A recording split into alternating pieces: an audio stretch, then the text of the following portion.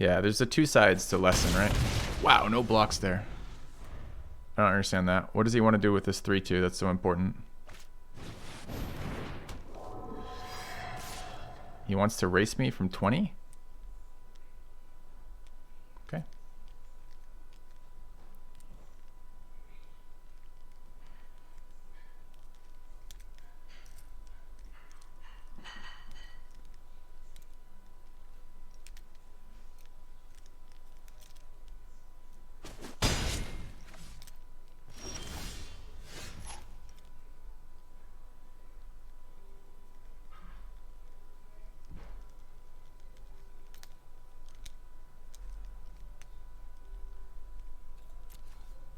Seems weird too, because I just don't attack with the Historian this turn, and I get to trade off with the Spirit. So he's gonna, all he does is get 3 face of the 3 face damage in at the cost of me getting another 6 face damage in. That seems like a really bad trade. So maybe I'm dead, and I don't know how with 4 mana.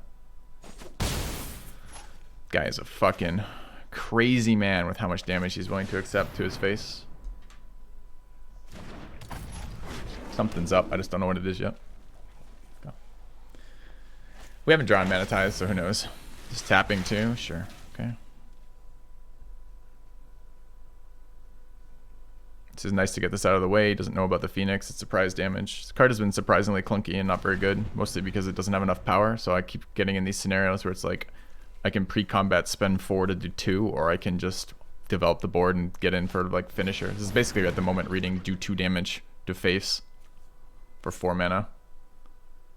Like this doesn't... His plays seem really all over the place to me.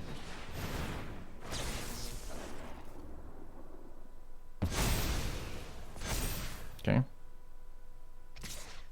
Attacks. This guy is crazy, chat.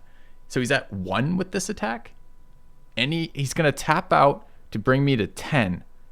Where any removal, any haster kills him? I play haster?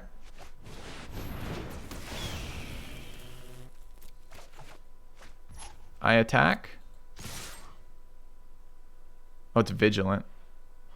Oh, I didn't realize it was vigilant. Oh, kudos to him. It gives vigilant too, I guess. So he blocks this, blocks that, takes 5, goes to 1. His crackback is 10 exactly. That's not good enough. Can play a creature, but then I'm dead to removal. So I guess I'm just swinging with the Phoenix. Didn't realize that was fucking vigilant. That's annoying.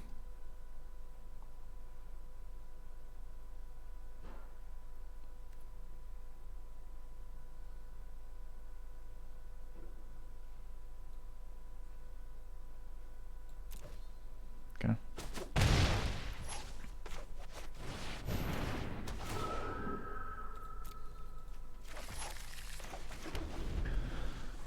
All right, get a lot of blockers. Might not be enough. Don't know what's going on over here.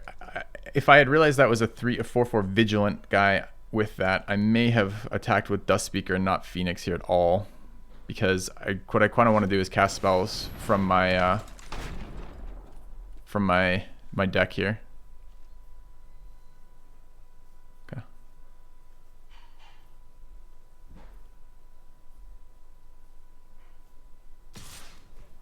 Still racing with damage. He's got to have reach. This is a crazy amount of reaching. So now he's dead to any 2 damage spell that I draw, of which there are quite a lot with red common. So we will attack. Is he just dead to Overwhelm too? We got 5, 3 blockers, 1 removal. 1 removal just eats all my creatures, and I can't put blockers out. So here I'm just going to swing with these 2. Another study break's pretty fucking scammy.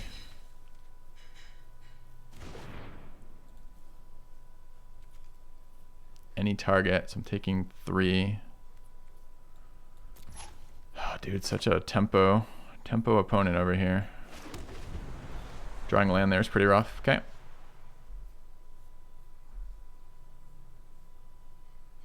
I guess like 2 more study breaks and I die.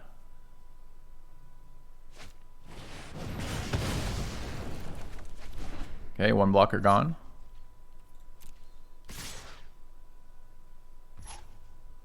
We're taking 5 and dying to the face damage with 1 more. We always block here.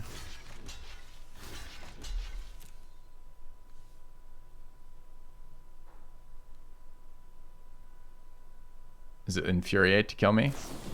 Dude. Wow, this guy. Wow. I guess he gets there.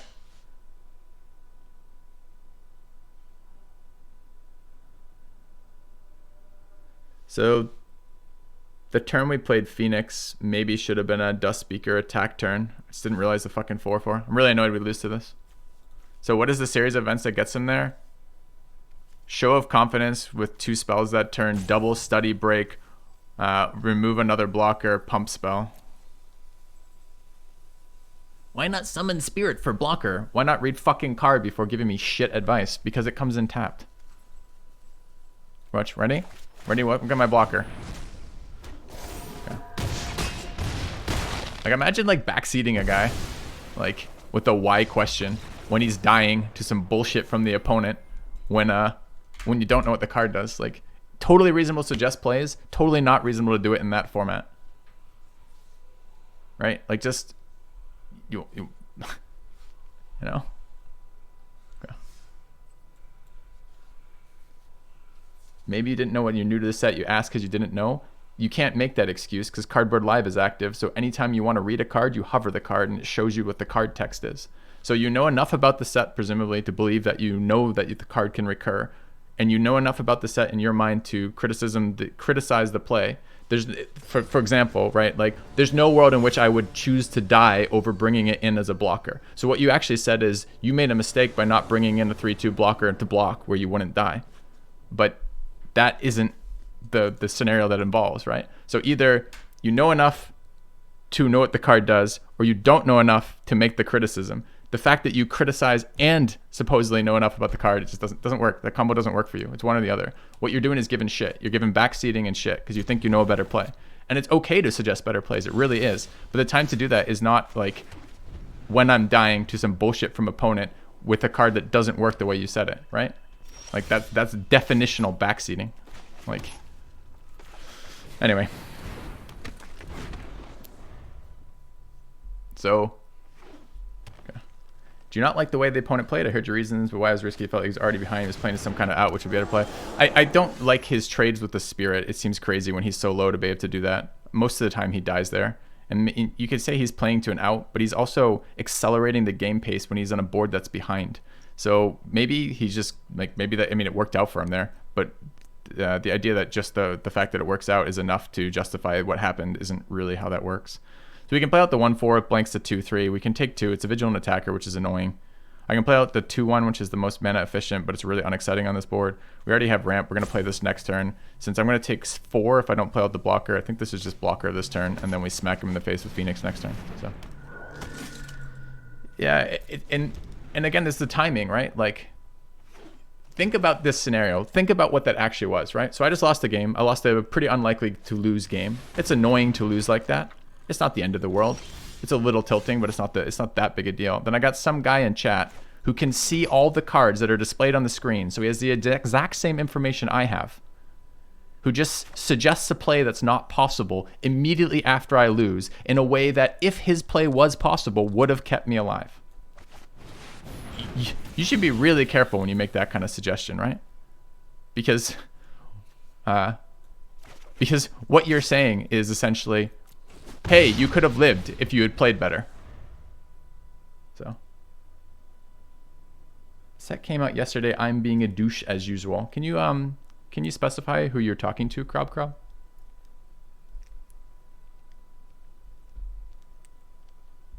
Yeah. Yeah, exactly. Bye.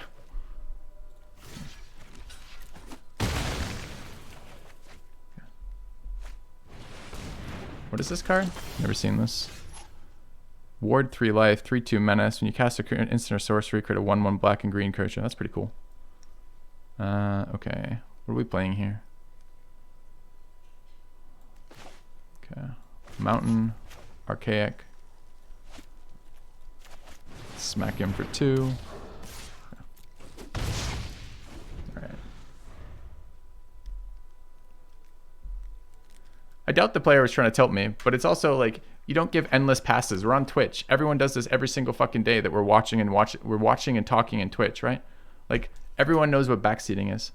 So there's no passes for this. You can see the cards. You can read the cards. You got to think that I'm also trying not to die. So you got to give me some credit for at least attempting to make the best play available, right? It's just, what does this card do? You may look at the top 5 cards of your library and put any number of them in your hand and the rest in your graveyard. You lose 3 life for each card. Okay. Take action. All right, I'll take this one. Okay, what's the battlefield like? I don't think he read the text on my card.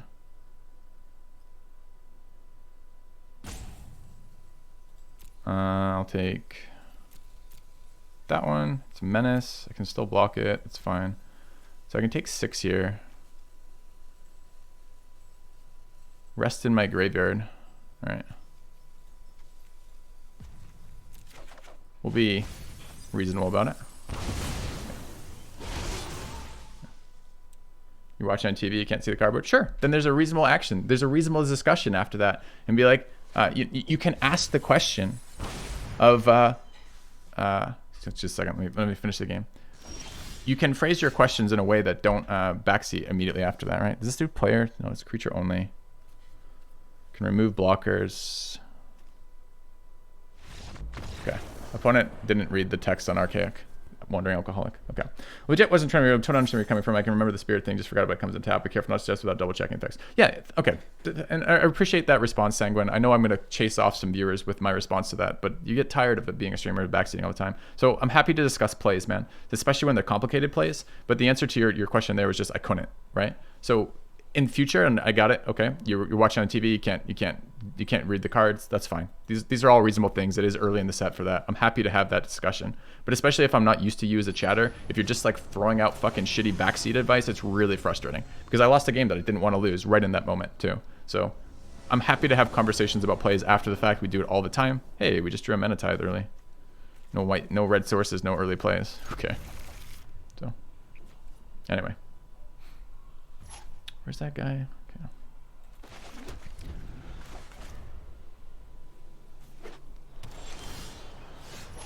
All right.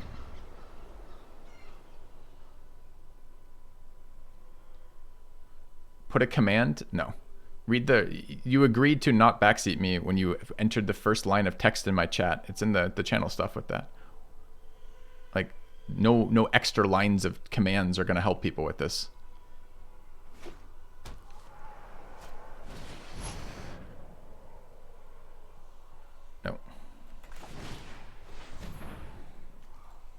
Oh, he has one. Oh no, it's one.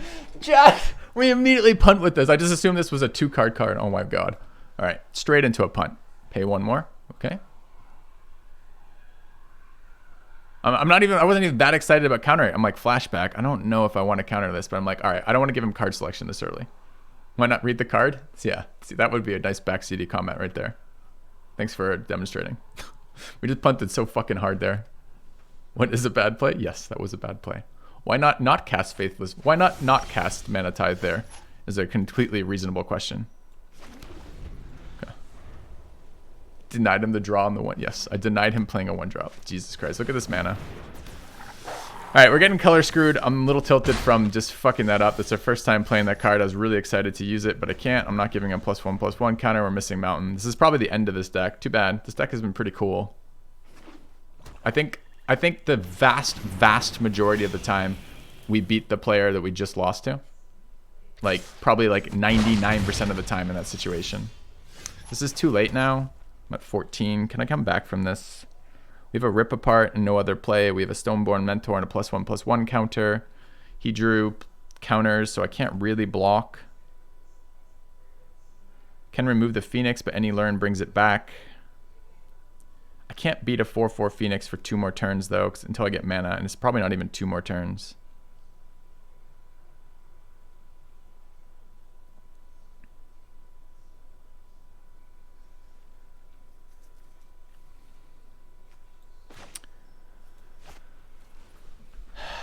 Could just remove a creature. None of these are instant speed, so I can't wait till he chooses targets and then do it.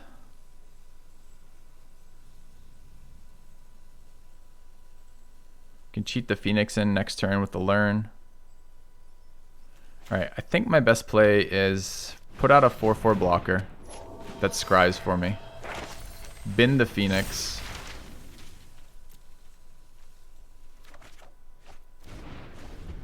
We're looking for 6 mana to exile the Phoenix, so it can't come back. Removal hurts, but he's a little bit incentivized to make this a 4/4 and start attacking. Looks like he has the perfect removal for this. That's really unfortunate. Alright, we're 1 off being able to do what we want to do here. So here we're recurring the Phoenix. The Mountain's actually a really good draw. Now I can double spell this turn. So we start by removing his 2/2. Which one? The 2/2 that gains him life. We're going to kill both the 2/2s and ignore the 4/4. So it's going to, or the Phoenix. So it's going to go Inspiration to the Apprentice. It doesn't actually matter here. We'd like to return, take action. We're going to rip apart the dog.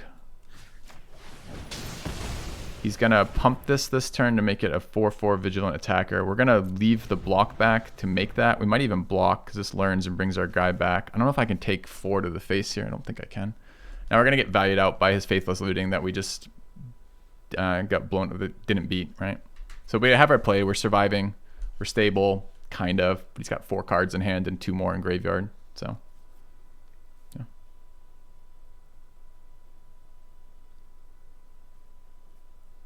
Yeah, no, it's a reasonable question to ask. It's just like immediately after dying when the play doesn't work is particularly frustrating, right? Dude, this guy just does not want to commit those counters.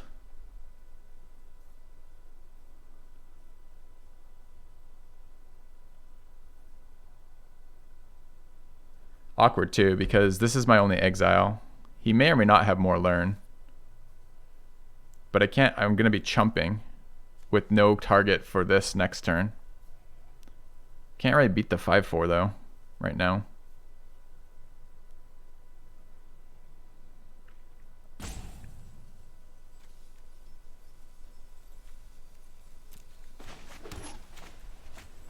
Imagine having to fucking exile the dog. Oh, that's nice though. Forgot about this side of it.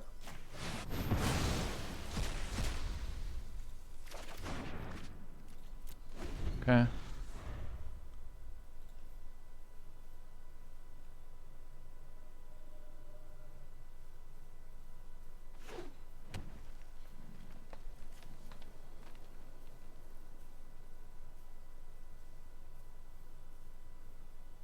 Cards in his graveyard. Yeah, we've been expecting this play. It's really annoying that he waits. Do I do this now?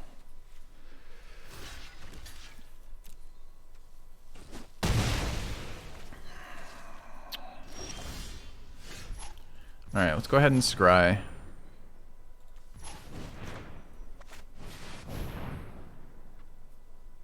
Trying to get our flashback card. I don't think either of these cards are good enough.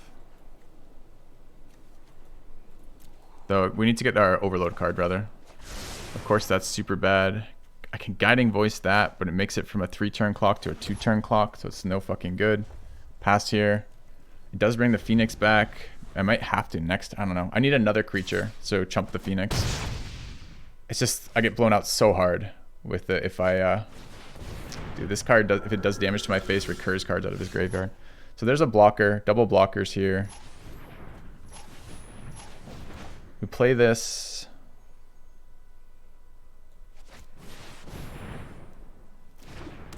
Tutor.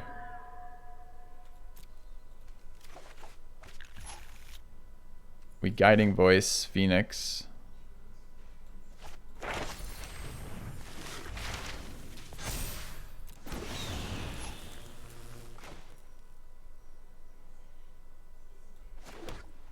Okay. No attacks. Is it trample too? It tramples too. Alright, there's all sorts of cards that beat us, but we've been on the back foot all game with the initial mana color screw followed by our punt. It's a promising start. It's -1 mana for opponent. Okay. I have no options here.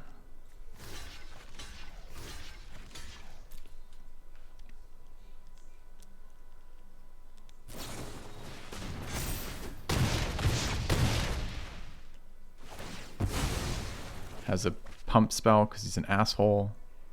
We have one card, one draw in our deck that gets us out of here, and that's it.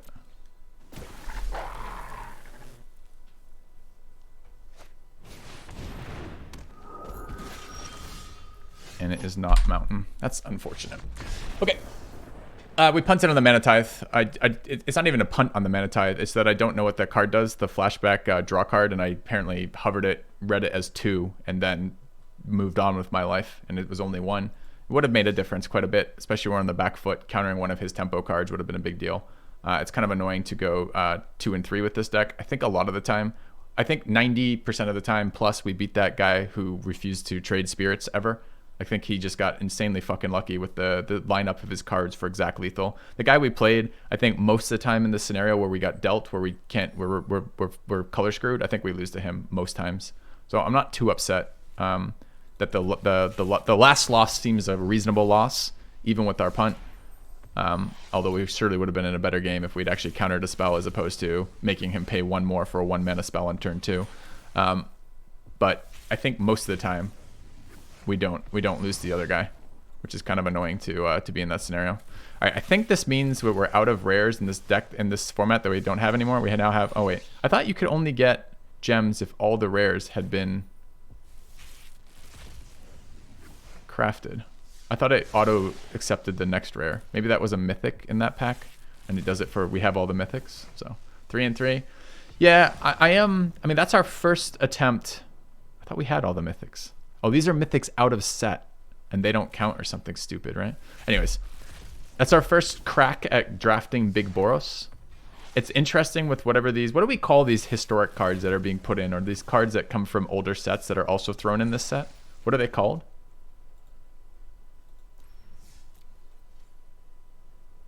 Archive? Showcase? Mystical Archive? Okay, archive cards. All right, we'll call them archive cards.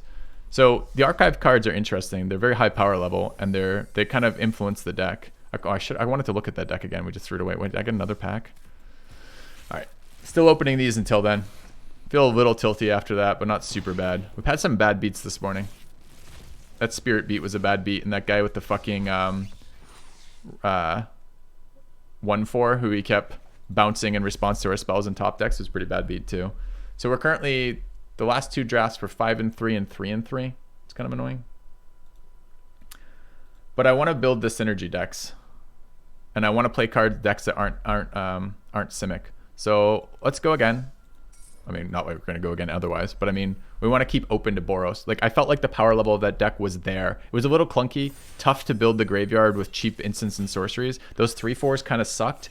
They went off like twice and they missed once. One of the times it won us the game, but a lot of the times it just missed. Wow, pack 1, pick 1. Lightning Bolt is premium. I don't know what Plarg, Dean of Chaos is. 2/2, discard a card, draw a card, reveal a card from the top of your library to reveal a non-ledgering, non-land card. So you have to throw a card away and you get a CMC 3 or less. That seems pretty shit. 3/3, 3 mana, 1/3. Tapped creatures get +1. Untapped creatures get... Okay, so this guy lets you attack. So essentially, this card lets you choose whether your creatures get a +1/+0 or 0/1 when they're attacking. Okay.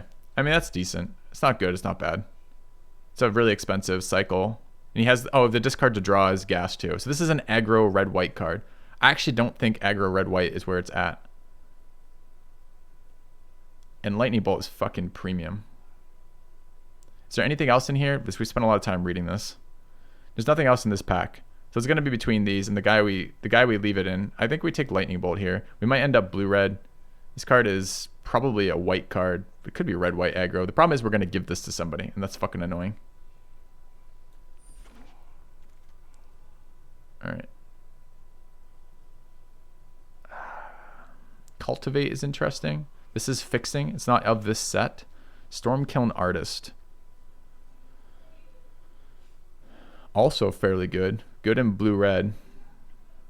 Generates tokens in our color. Cultivate's kind of a hard swerve to the left when we're trying to go right with this deck.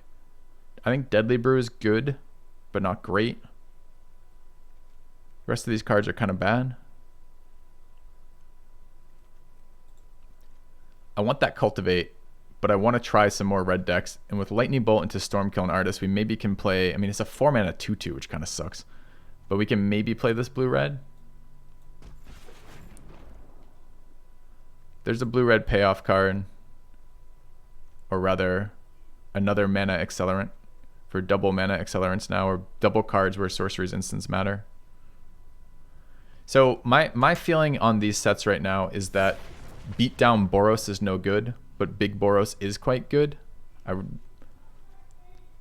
So at the moment, I kind of don't like that flip card. If the lightning bolt wasn't in that pack, I'd probably take that flip card and we maybe try to make a beat down Boros deck work, or just an early drop that maybe fixes floods for us is okay too. But I'm not overly excited by it. I think the Symmetrist is probably the best card in this pack. I haven't seen this card do anything yet. It looks good on paper. It's a 3-mana 2/2 flyer that grows, but I haven't seen it do anything.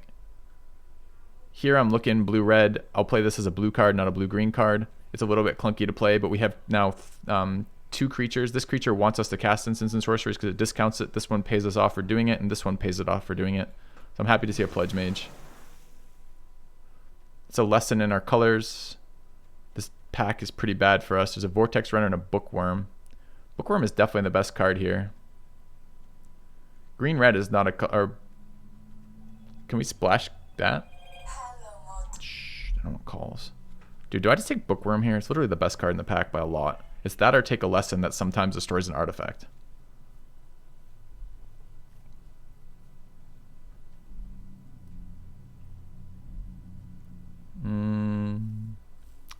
Yeah, I see a lot of other streamers are big on this card. This card is playable. Maybe too... Dude, I don't think we're green. I like that card, though. I like that it's one of the few cards in the expansion that has trample, and it's quite significant. Here we got a blue-green fixer, a red pump spell, which is reasonable in a deck where all of our spells matter, and a pop quiz for lessons.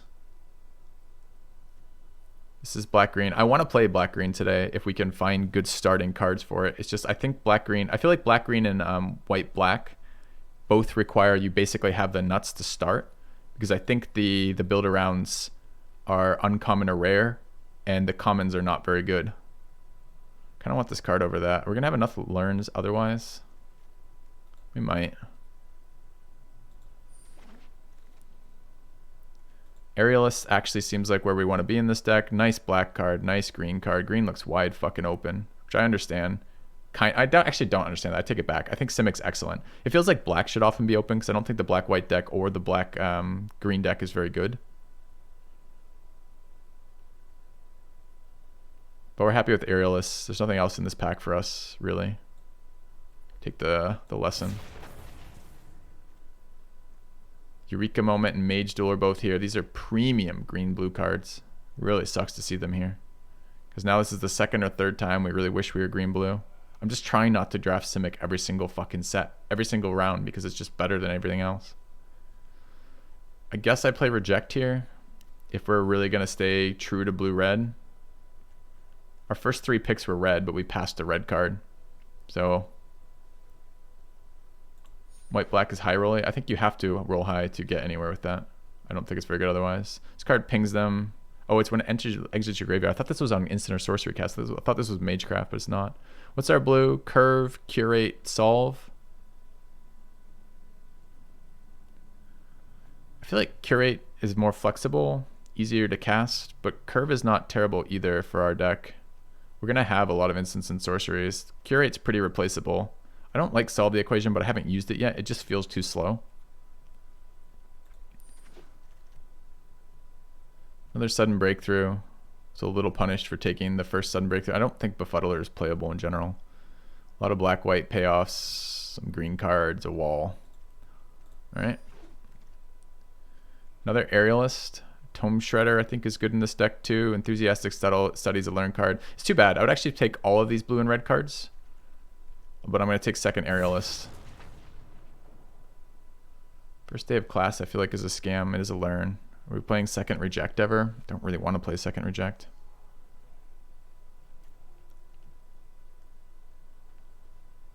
I'm not playing that card though. I don't want to play second Reject. Green cards wheeling. No one wants green. Fracture. Fracture should be destroy target artifact, enchantment, planeswalker, or fractal, in my opinion. All right, what is this? Okay. Gift of Estates. Never seen this card in my life. White, one other. If opponent controls more lands and you search your library for up to 3 planes, reveal them, put them in your hand, then shuffle. Okay. Tempted by Orig is really good. It's in our color. It's hard to cast, but it's good. Snow Day is excellent too. Snow Day is much more tempo-y. This card is a higher power level, I feel like. But Snow Day is quite good too. The rest of the red and blue is not great. Elemental Summoning is fine, but not exciting. Combat Professor in white is super good. Humiliate has been one of the best black-white cards that I've seen early. Seems to give you tempo as well as hand destruction of the appropriate type. Campus Guide is whatever. I take Tempted here. I hope we wheel Snow Day. Tempted might be too greedy. It might be too slow and too clunky to cast for this deck. I'm not sure. There's a payoff there. I like the lesson that's fixing. Pop Quiz is a learn. Mentor's Guidance. What do we have for bodies right now? A Merfolk Druid, a Fractal, 2 Djinn Wizards, and a Dwarf Shaman. This card is actually good for us. It multi-spells, triggers all of our fucking things that matter, although at the moment we have like one thing that matters. Discounted by our Phoenix. All right, we'll take this. Or not our Phoenix, our bird. What is the bird called? The bird is a Djinn Wizard too. Okay. So take Mentor's Guidance. I hope to wheel the Environmental Sciences. But I'm not going to go out of my way for it. That card wheels a lot too, so maybe I could have passed the Guidance. Here's the Punish. So earlier we passed cards we would have liked to play, and there's another Aerialist. I can't have too many Aerialists. Throw of Possibilities, okay. Introduction to Annihilation is very slow. Arcane Subtraction as a learn card that lets us keep attacking is interesting. Maybe I'll wheel Thrill. Maybe I'll wheel Arcane Subtraction.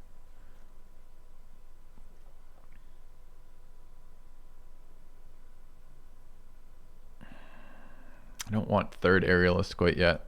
2 learn cards. Am I okay with either of them? I might be okay with either. And if I'm okay with either of these learn cards, probably one comes back. I'd probably take Thrill then. Outburst has been fine. Shock is pretty good. Outburst sometimes wheels, especially if no one's in red-blue. There's another Mage Duel in here. Adept at 2, Historian at 2. We need 2-drop creatures. But I also need removal. I think this is Shock. Brainstorm. Instant draw 3. Put 2 on your 2 of your hand. 2 from your hand on top of your library in any order. Interesting. Containment Breach seems fine. First Day of Class is bad. The Troll's bad. There's another Pledge Mage here. This is okay. This is what? It replaces itself. So it's kind of like Opt, but you can't get cards away from your hand. But you get a little bit deeper look right now. Is this? I mean, it's a 1-mana blue instant in a deck that cares about sorceries and instants. Do I take it over the Pledge Mage? I mean, we need a couple more payoff cards for casting our spells. And I need creatures. It seems like a very good card. Kind of wish that card would wheel, but I'm not expecting it to. So I'm probably in Battle Seer as our second one, or maybe the Lesson. We'll see. All right, Arcane Subtraction there. No 2-drops. Am I forced to take like a fucking Campus Guide right now because I need 2-drops? There's a Lesson in red. We're only in pack 2, but we're halfway through pack 2. I want some learn cards. We have no lessons yet. This might be take the start from scratch. This card might still be here though. It's a pretty bad lesson.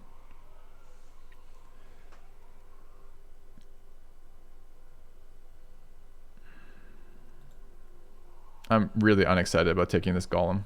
I just need creatures so badly that the 2/1 is maybe okay. That guy seems good in our deck. Eats all the things in our graveyard that we don't use after we've cast them. Is an aggressive creature. In a board stall can do something. I think it's okay. Burying the Books has been good. It's a good anti-tempo card. Now the question is it good as a tempo?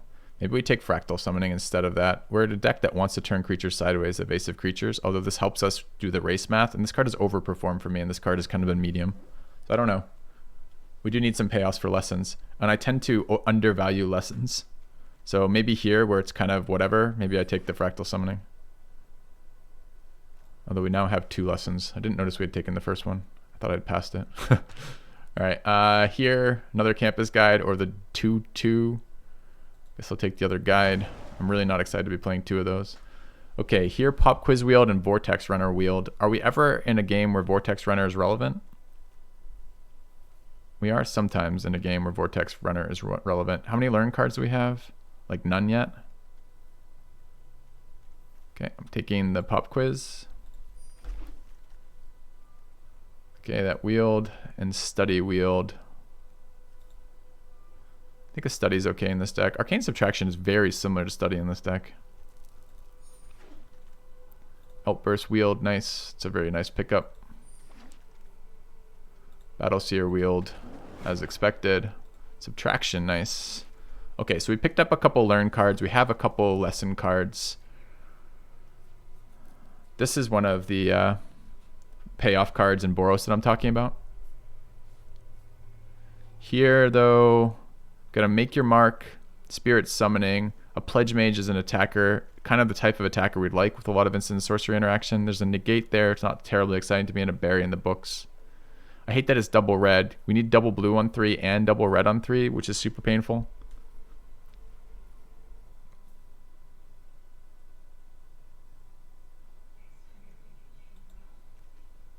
Still think it's Lore Mage. Lorehold Pledge Mage. This deck wants to have evasive creatures. That's a blue-red duel that doesn't come in tapped is nice, but I think we have to wheel it. There's the Bird Mage who's underperformed for me, and the Flying Frost Trickster who's overperformed for me. I think I'm pretty happy to see that. I would like to wheel Historian or the Snarl, but we probably just don't get the Snarl. The fixing would be so good. But this card is exactly what we want. It's it's evasive creature with tempo that has a nice, it's an ETB tempo flyer. It's just so good. Obviously Rutha here, we have cheap spells. Serpent's okay. Nothing else in this pack is interesting to us. Maybe the lesson. Okay. Quandrix Command seems insane. I've never had that. There's another masterpiece there as a finisher. There's no blue or red cards in this pack, and there's no colorless cards in this pack for us. So, ouch. Okay. Master's Guidance again. Pledge Mage on 2 that likes to activate off spells is good. I hope that wheels though. We're taking the Trickster. I just saw it. I think it's better on all our other options. Okay, so what does our curve look like? We're not playing a wall in this deck. It's not what we want to do. We don't have enough 2-drops. We're not playing first day of class. I don't know about reject yet. I probably have to play these campus guys. I have to have 2-drops, which is fucking annoying.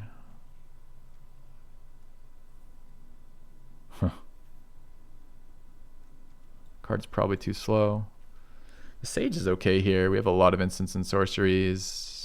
Not terribly exciting, but what are my other options here? Nothing. 5 mana. I don't have removal besides Lightning Bolt and Shock right now. Is Pigment Storm good enough? It's slow.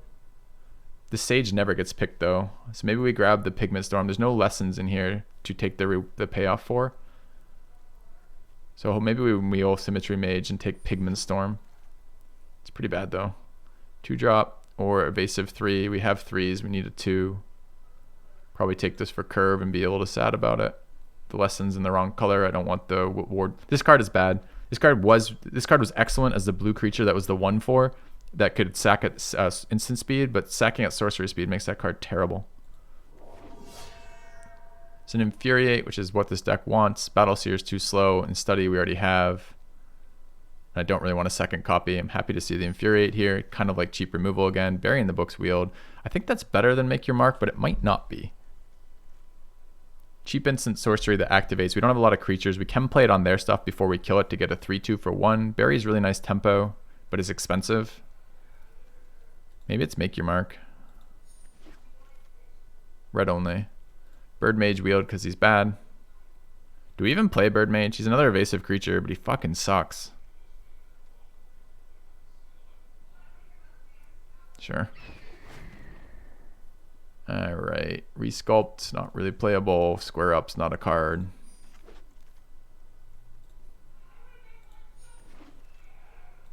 Pledge Mage Wield, fuck yeah. Okay. Medium blue-red tempo deck is my take on this. A little bit of lessons for things slow shit in the end game that I don't really want that doesn't kill them. So what does the build look like? 1-drop. We have 5 1-drop spells, which is nice. I don't know how we didn't hit any of the red removal. I have to the 3 mana deal 4 or the 3 mana deal 3 learn. I have to imagine it's because pack 1, pick 1. The only 2 good cards in the pack were both red, and I have to imagine the guy to our immediate left is also in red, which means that he's fucking on the when the second pack comes around, he's just taking all of our good red cards. So all right, what are we playing with this? We're always playing Pledge Mage. We're always playing the Maelstrom Muse. We're always playing Rutha. We're always playing the other Pledge Mage. We are always playing Brainstorm, Shock, Lightning Bolt, Infuriate. We're always playing both the Djinns. This is the core of our deck. It's those evasive beaters. We're always playing the Tricksters. They're super good.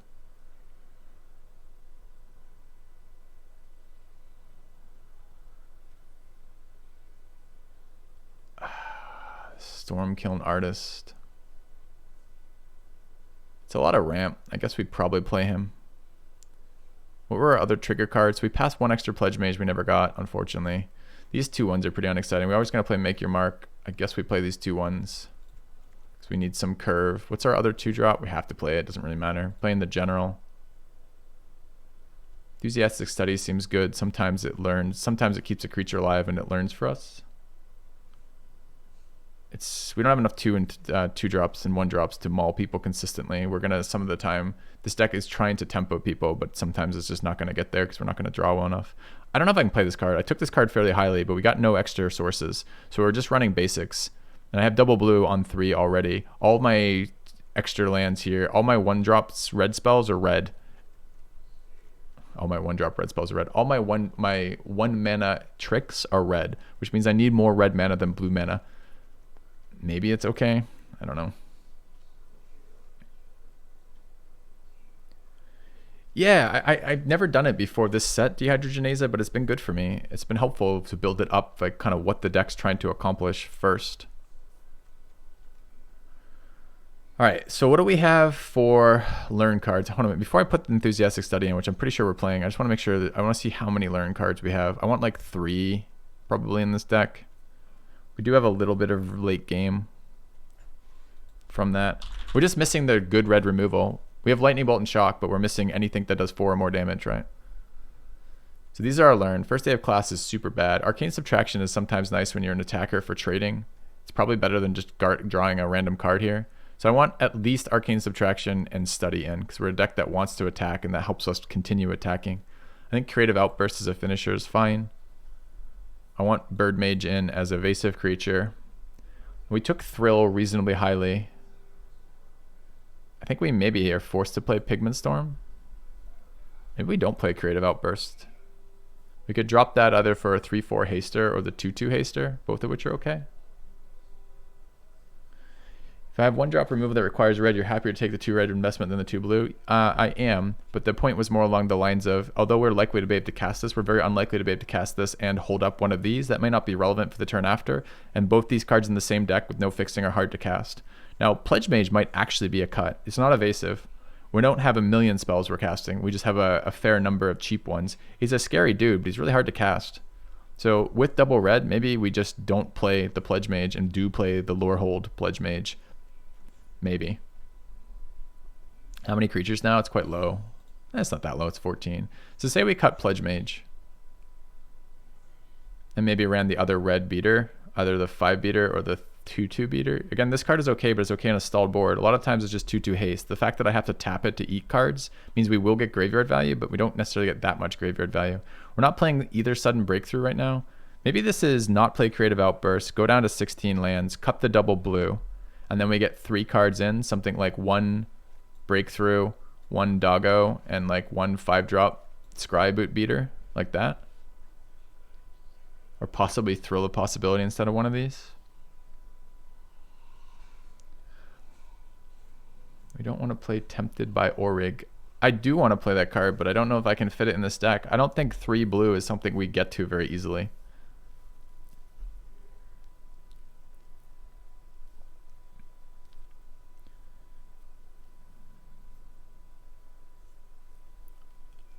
What are our lessons? We just have double fractal summoning.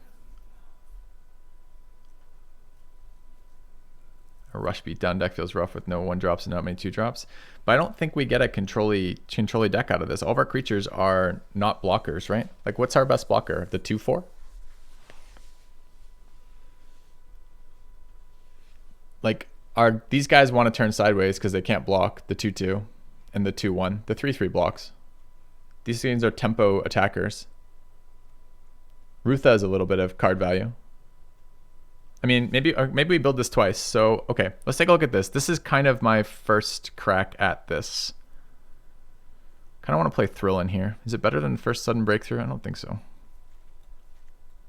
Is it better than Tomb Shredder? This card doesn't seem great, but it's okay.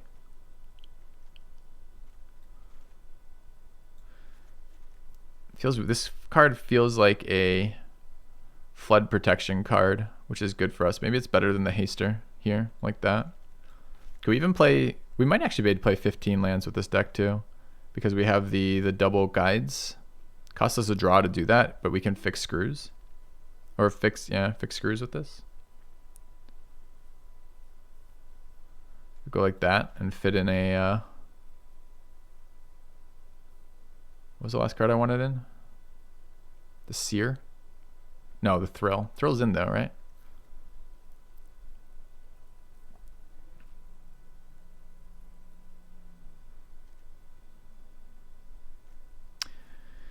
So I think I'm gonna. You like 15 lands here? I think I'm going to look at two versions of this deck. This is the low down beater red-blue deck. Maybe Rutha doesn't play in that version. I don't know.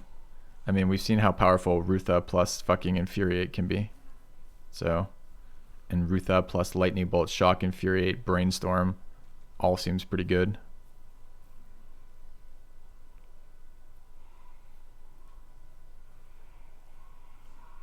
What card comes in if we play this? Well, I'll build the slower version too in a second, where we get our value cards in and try to look at that. We have 2 learn here already off of the Combat Trick and the Arcane Subtraction, so we're not super excited about doing that. Maybe a reject. Maybe a second Sudden Breakthrough.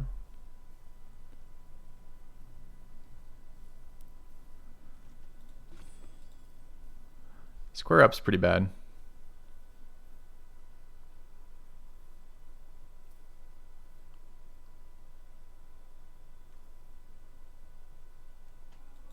Probably that. All right, let's throw this into paint. Yeah.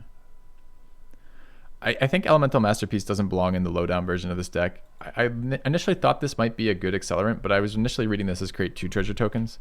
Not this draft, but in previous drafts. So this is our 15 land version that maybe could be a 16 land deck. Maybe. Feels like we don't really have enough 1s and 2s for 15 lands, but we'll consider it. All right, so what's the more control-y version of this where we try to play a little slower game? A renewal. Welcome back. I found my sub. Amazing. Vanna Faye. Thanks for the sub, man. All right. Brainstorm, Shock, Lightning Bolt still. The problem is in our more control-y version is we really can't deal with creatures, right? Like we don't have removal at all. So we're like some weird like fucking area of like value and tempo, but no removal. So we don't trade efficiently or well.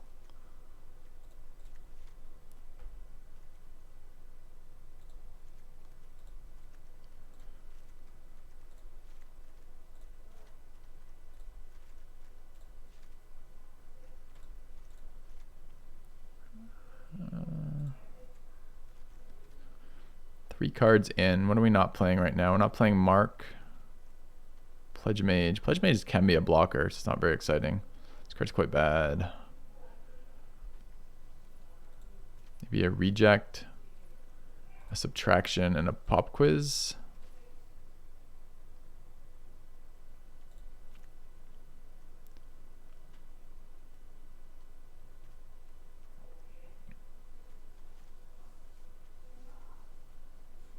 Any card that screams out of this deck? Maybe Thrill. We have other value cards. Maybe Reject. Need a couple more Learn here. Or one more Learn here. It's nice if I learned and did something. I don't know about learning and drawing. recurrent spells. I don't think we have spell recursion, so I don't think we're recurring spells. We might be trying to clone our spells off Rutha.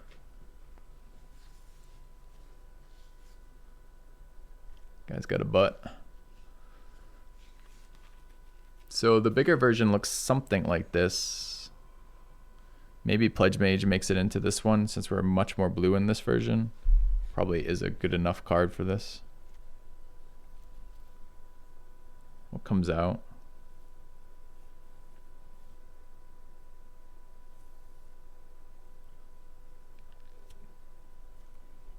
Maybe the Serpentine Curve.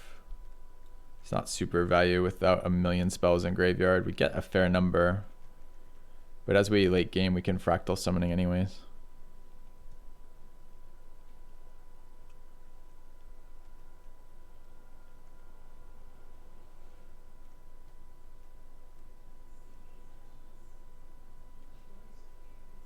It's like draw a million, right? Wizard. So we have two non-wizards. We've got wizard, wizard, wizard, shaman, shaman, druid, wizard, shaman, wizard, shaman. So every card in our deck we draw off of with that one. If we have any creatures on the board. Creature count in this one's lower, right? 13, not by much. So I think that is roughly our... Not playing Infuriate. Infuriate is okay in this deck, even as a blocker. It's not target attacking creature. It's just any creature.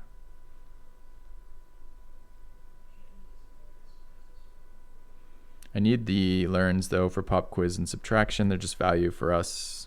We need lands. We want to hit our 7 drops. We want to be able to activate Rutha. We do flood in this deck sometimes because we don't get enough. Don't have quite enough draw and nothing to activate. Honestly, the Aerialist is looking like the weakest card here. I could cut one Aerialist in the control version of this and either run Infuriate or Thrill of Possibility. Tome Shredder gets better in this deck too, right? Since we can eat and grow and eat and grow.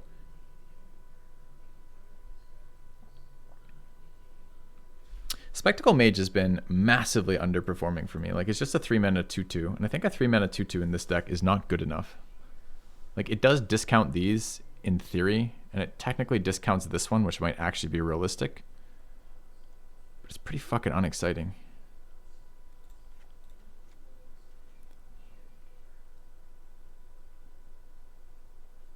And I'm a little concerned about that. Maybe that needs to be Thrill.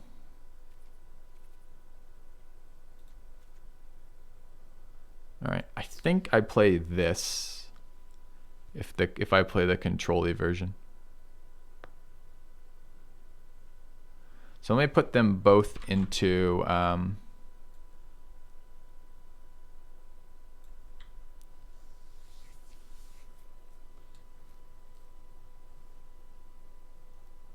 Spectacle Mage has been good with burying the books. Yeah, that's an interesting point. I hadn't even thought about that combo. We don't have a burying the books, but yes, that is probably the card it most shines with, since you want to play burying the books if you have it, and it does synergize nicely with that. Is there anything? I'm looking at the Make Your Mark and the Infuriate. We're low on removal, so sometimes having tricks are decent, and sometimes a trading off and then making your mark to get another dude is pretty reasonable, but we're going to be blocking, and Make Your Mark is a much scarier card to play when you're blocking, since your opponent then can respond to it. It's a much nicer card to play when you're attacking and your opponent is tapped out, so you're not worried about counter tricks. So I think I probably played this if I play the control-y version of this. So now we got to make that decision of which of these we're playing. So let me just put these in. We'll look at them together in a second.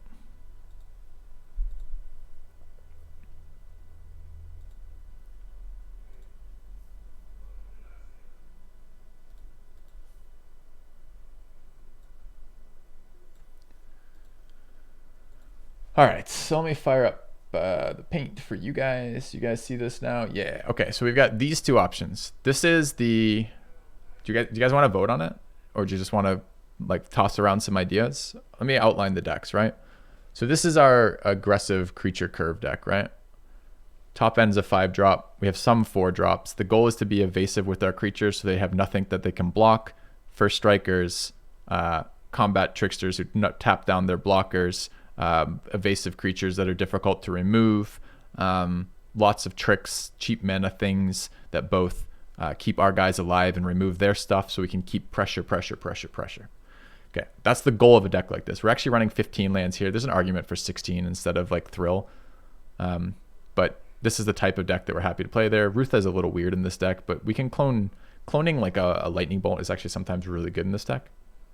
Can I make it so both are visible at the same time? No, but I can toggle between them, which is what I'm going to be doing here. I guess I could put them there. I guess I could put them next to it. That's fine. We could do that. Sure. We can make them both next to each other. All right. So let me just do that real quick.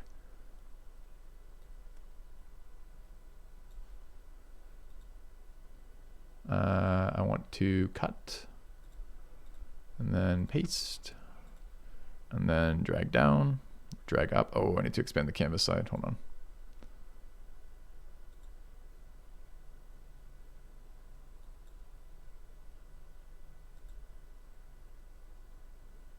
Fuck is that? Image, canvas size.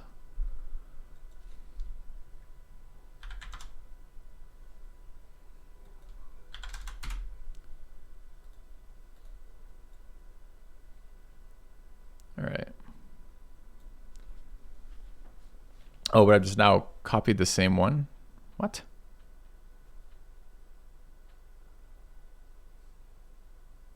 No, I didn't.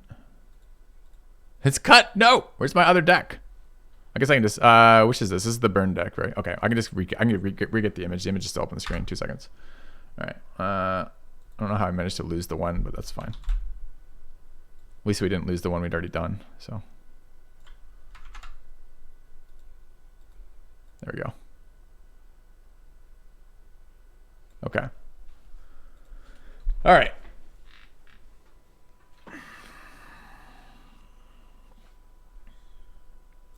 These are our 2 options for playing this that I build.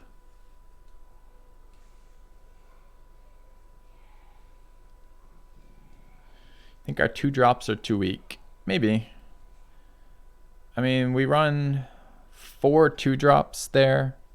The Campus Guides actually have pretty good synergy with the blue-red aggro beatdown deck because their ETB is weak if you have decent amounts of lands, but quite powerful if early game you are mana screwed or color screwed. So Campus Guide actually is pretty good in an aggro beatdown deck, even though the creature itself trades poorly. Like it's a 2/1 trading card, but we have a lot of protection for it. We have Infuriate, Lightning Bolt, Shock, Make Your Mark, as well as double sudden breakthroughs to protect those.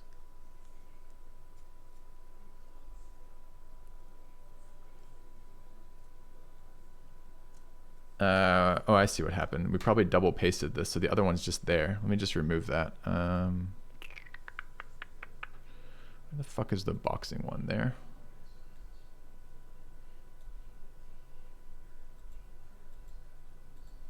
All right.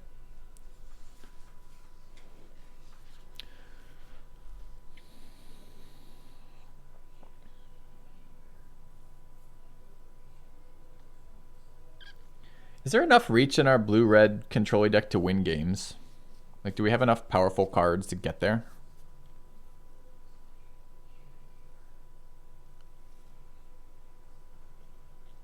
They do seem comparable in how strong they're going to be.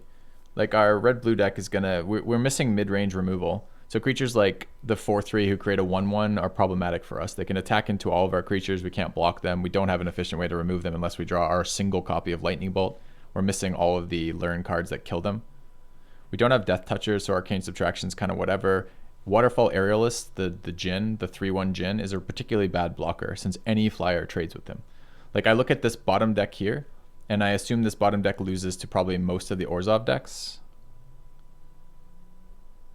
Like our payoffs are Masterpiece, which kind of sucks. 2/4/4 creatures isn't that great.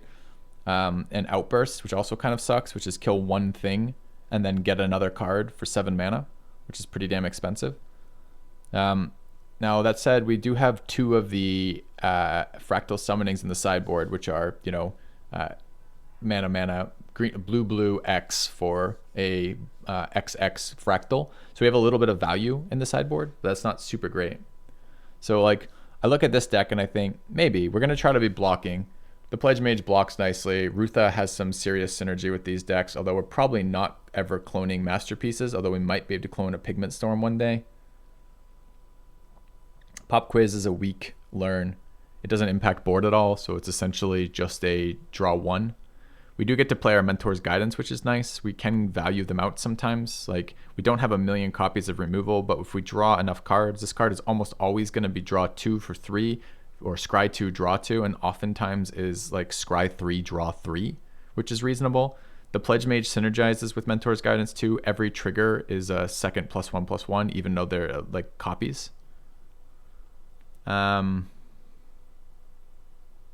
get some ramp off the Stormkiln Artist, maybe. I'm not even sure Stormkiln Artist belongs in the four costs version. Maybe a second Aerialist belongs there instead. This guy's a 2/2 for 4. He doesn't block. He's just like a ramp dude, kind of.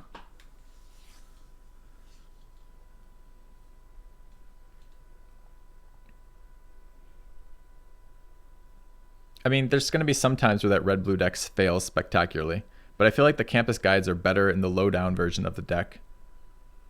I feel like the Evasive Creatures are better in the low-down version of the deck. And I don't like the payoffs on the high. So the biggest cards I'm going to miss are Mentor's Guidance and Tempted by Orig. Those are the biggest cards I'm going to miss. I would also consider cutting Thrill of Possibility from the lowdown deck, adding a island, and adding, I guess I couldn't. If I did that, I can't add another card. I was thinking of maybe trying to get Mentor's Guidance in there since every card triggers it.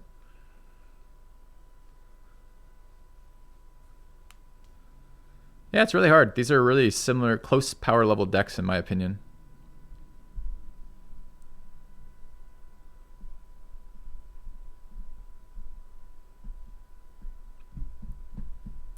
I don't know if we have enough Evasive Creatures. Maybe we can beat Simic. Maybe. We lose the Lifelinker pretty hard, but we have some removal for it. Believe in myself. I mean, that's good general information, but it doesn't really help me decide between two decks that I have crafted, since both of these decks are essentially myself. So choosing to believe, I still have to choose in which part of me I believe in.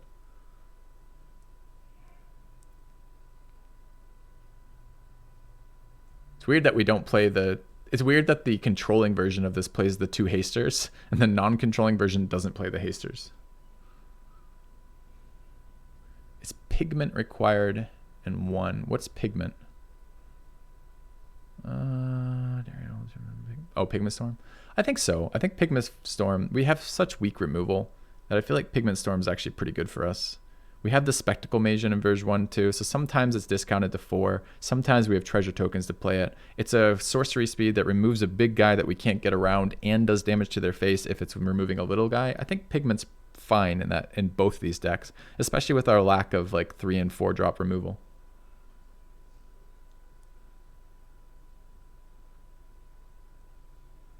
Oh, I hope my other accountistos doesn't feel bad about that. I thought a very lighthearted response. Anyway.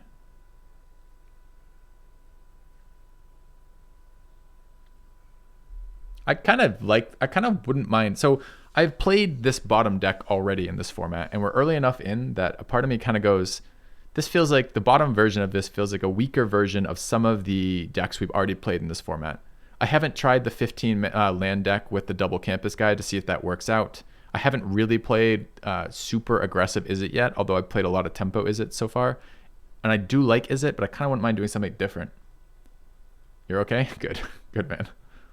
I was pretty short with another viewer who kind of poked me at a bad time with a bad phrasing of a comment earlier, and I feel a little bit bad about that because in retrospect it turns out he was trying to be constructive, but at the timing was pretty bad. So anyways, try to keep my alienation down to, you know, half my channel per day as opposed to 100%. Let's try the aggro version. You guys want to try aggro version?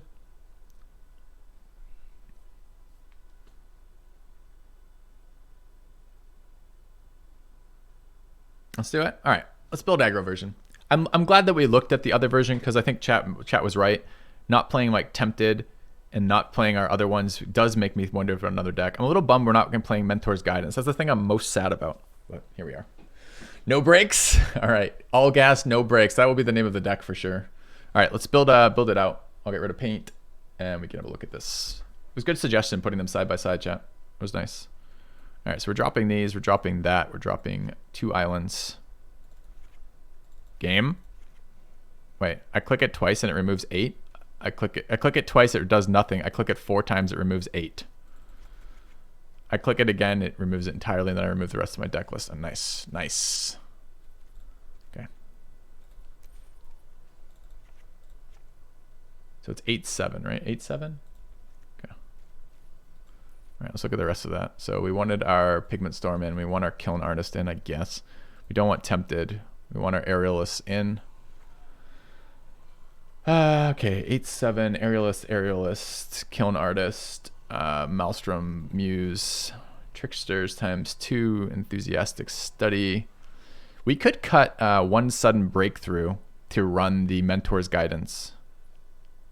Maybe. We're not running Pop Quiz. We're not running Tomb Shredder. We are running Rutha. We're not running Pledge Mage. We're running other Pledge Mage. We are running Make Your Mark. What's our 5th? Infuriate.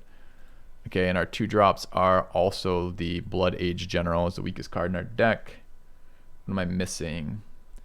2 Sudden Breakthroughs, a Thrill, Pledge Mages. That's normal. 3. Oh, the Bird Dude. Spectacle Mage. Still missing 1 3 drop. Oh, we did end up putting Tomb Shredder in there. Interesting. Okay. So let's take a look here. I believe this dog is not a wizard, unfortunately. He wants to be a wizard. I mean, that's why he's at the wizard school for young English boys who don't want to be working class factory scrubs. But here we go. Poor guys. Who want to dream dreams, I'm saying, in our escapist fantasy. To be fair, I'm playing Magic for a living right now, so hey. Do we want to put Guidance in instead of Doggo?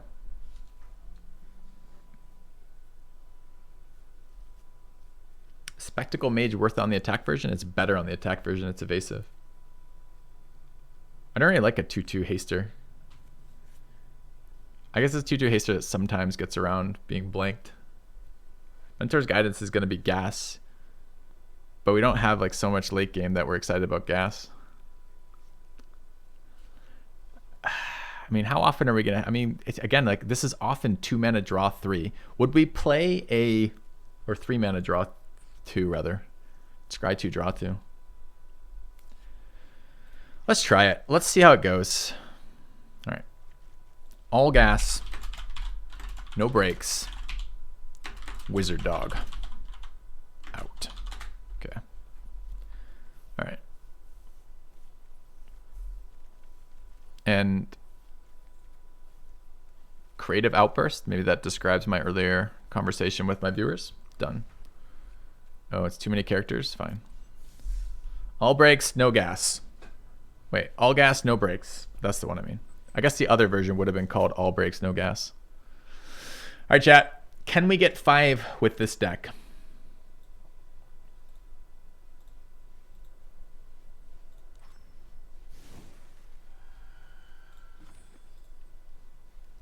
No Doggo, no Battle Seer. Okay.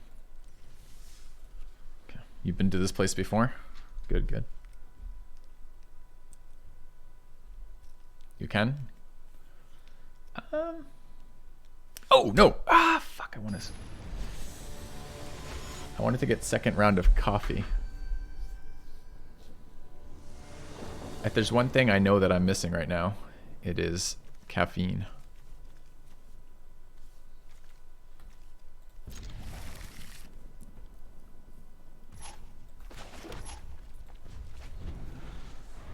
Do we tutor a land up right now? Our whole hand plays on 2.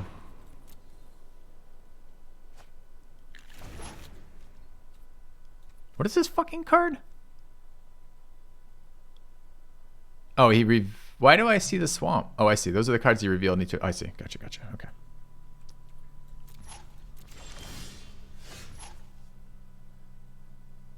Now I kind of want to tutor a land. Because having third land with this lets me play another 2-drop.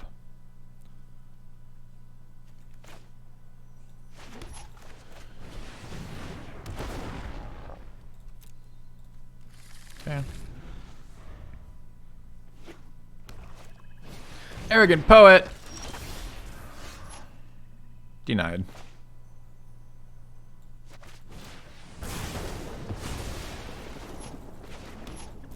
I wonder if that should have been the sudden breakthrough instead if he blocked.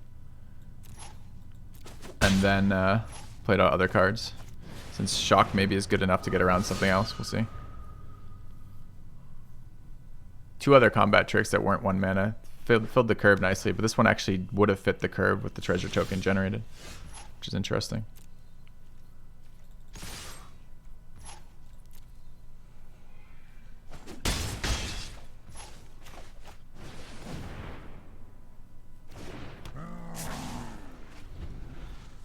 Opponent took a turn off is nice for us. We haven't reached our evasive creatures yet. We're still on the board. Alright, I think to attack here, we're going to pre-combat with 5 mana here, or 4 mana. I think we pre-combat, shrink that, then attack all, then he blocks, then we blow it up. I think is what we're on right now.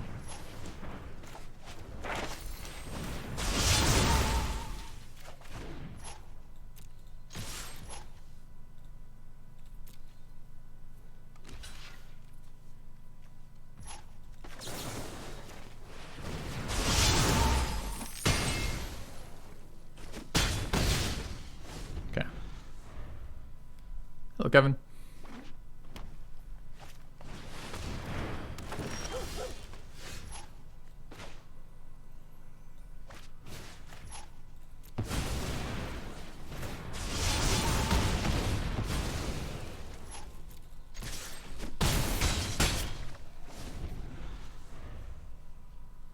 Yeah, we have I'll show you because we have this comment a lot. It's their own, it's WotC's fucking fault. This is our audio levels for SFX. I can't do anything about that. We're at like 5% or something, so. Or 15% maybe.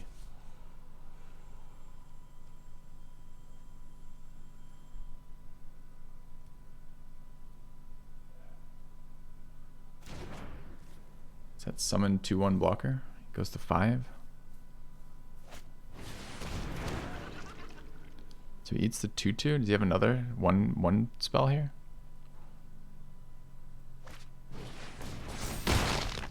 Dude, good answers from opponent here. Stabilize. He goes to 2. He thinks he goes to 2, but he doesn't. So he's dead either way now with that top deck.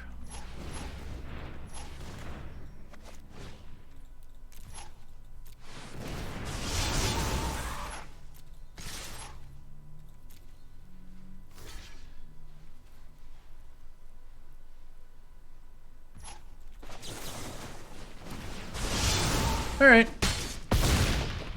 Top deck Infuriate for the win. 4 land Andy. Okay. All right, I'm going to get coffee because I feel like this deck really needs an Angry Filthy with a lot of coffee. And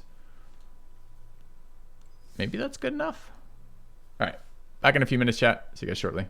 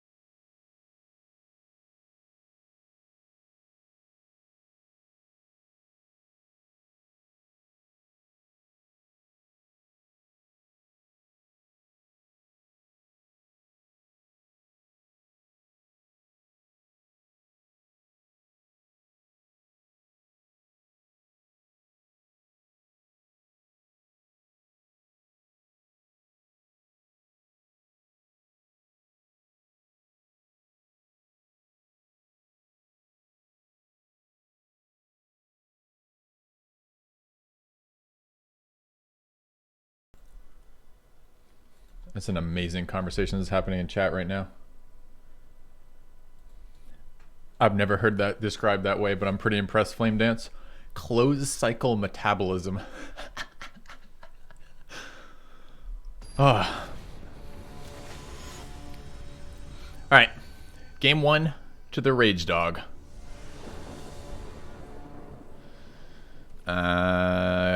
This is quite bad. Can we even afford to keep this? Mountain's our most common draw, but we're going first. Got a 4-drop that we don't hit without land. 4-drop we don't hit without land. 3-drop, 3-drop, 2-drop in the wrong colors. Only 2-drop we can't play, right?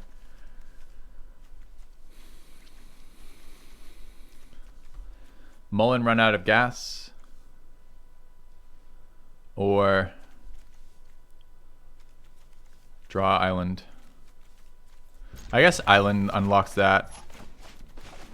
It's a bit scary. If we miss mountain here or miss island in 2 land drops when we're playing 15, then we get punished. There's the punish. That's mountain. That's totally dead. There's first mountain though. How often do I Rutha here? I doubt I get through on the ground next turn. I lied. I have bird next turn. We Rutha turn after. Okay. Oh, we took 1 turn off for sure. Oh. Okay, guys got 1 mana answer to our guy. That sucks.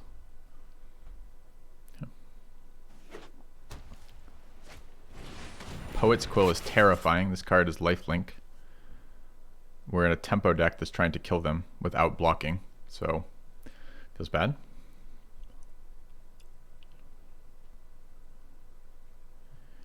I would really like an untapped land this turn. Yeah, I think this is one of the build around core components of getting black-white. At least one of them. I think that white enchantment's the other one.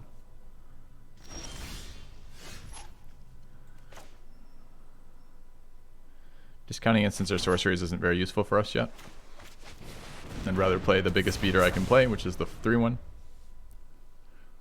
We've done 0 damage. So actually we drew out of this pretty nicely. We got our other source. All we missed was our 2-drop.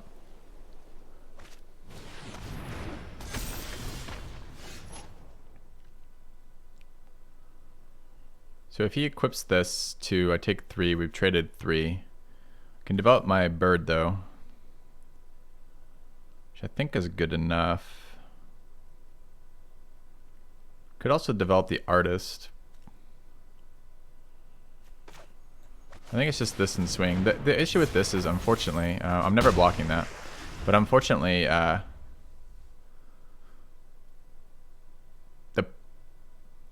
the Muse doesn't have any protection, so cheap removal now, which wasn't efficient, or removal wasn't efficient versus the Flying Djinn, but now the second Djinn is worse. So he's equipped his mana, it sucks, this is 3. He has Death Touch, so I can't block it.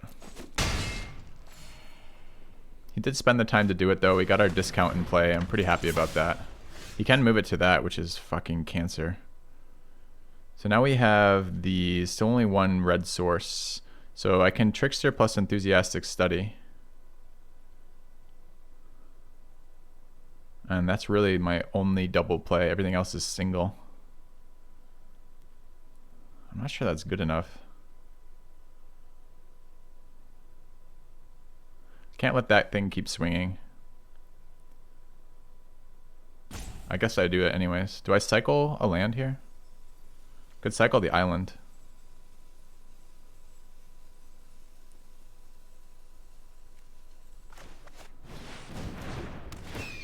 The Quill is going to beat us though, because he can just attach lifelink to anything he wants. Cycle the Pledge Mage. Pledge Mage ever good on this board?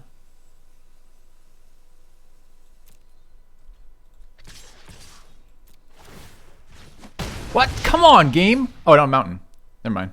I'm just an idiot. That's fine. Okay, I was thinking I thought it just wasn't going to give me a pause for this. I'm like, are you fucking kidding me? I don't get to like react? Did I play this as auto tap or did I manually tap the mountain? I don't know. I knew I had 1 red source. I don't know how I got the mountain tapped. I may have manually tapped it. Oh, it was auto tapper? Fuck. That's so bad. Because we're sitting here with a really challenging tempo decision here.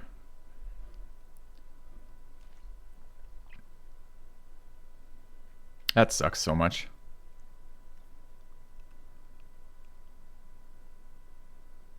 This never gets discounted again either.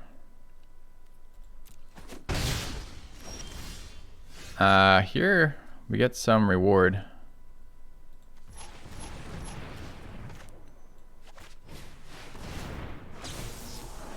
I want that.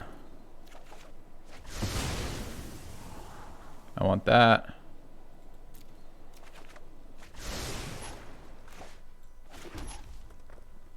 I think I like the first striker first. Blocks the bird. Can swing back. No flyer. We could get Rutha down. Rutha blocks the bird too.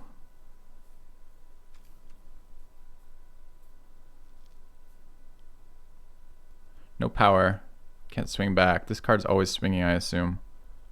Can clone this for 5. It's not terrible. I might just draw removal. Surprise killing them is one way to get around their lifelink. Okay. Was it auto tapper that screwed me there? That's so unfortunate. It's because it can't see that I can double spell, so it just taps like that.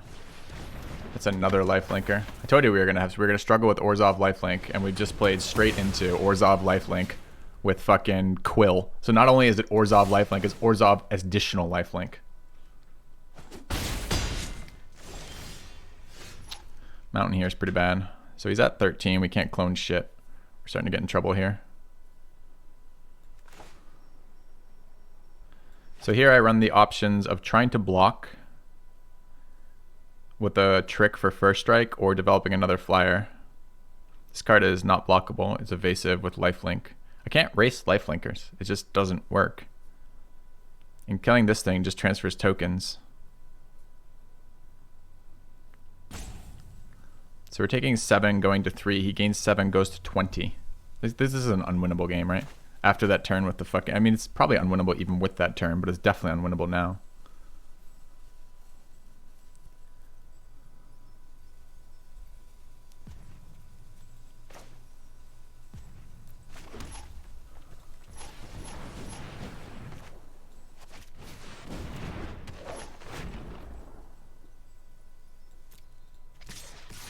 Can't beat the lifelink. The discounted removal is really good too. This card is another one of the black-white build-arounds. So there are things that are going to fuck us here. Like, imagine doing this as a defensive trick. I just don't think we'll get there. Maybe this should have been aerialist. Take full damage. Next turn, try to set up for study. Maybe. But again, he's going to 20. This would have just left him at 15.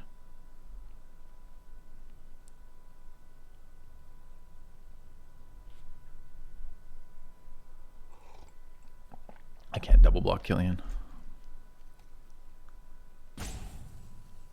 Imagine racing Quill lifelinkers with losing a turn from auto tapper. That's so frustrating. Also, good morning, Joe.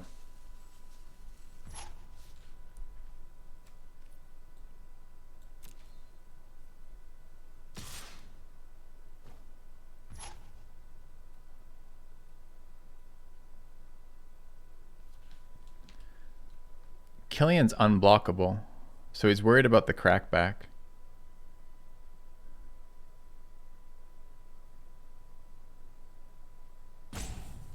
Doesn't that mean he doesn't have removal?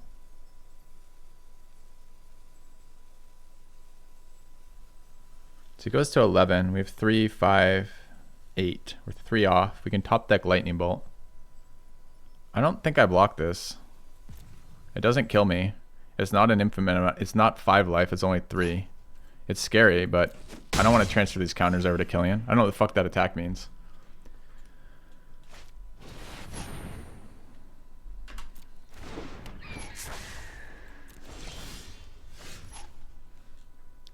Alright, so I can pay 3 life to go to 4. Kill the Shield Mage. Put 2 into his face. What's our mana? We're 7, so we can't Pigment Storm plus Study, unfortunately. So, but let's say I do remove this. These are not discounted. Yeah, it feels bad not to hit any of our 1-drop mana cards for sure. Either of these creatures survive. Dude, I can't beat this lifelinking coil, man. It's insane.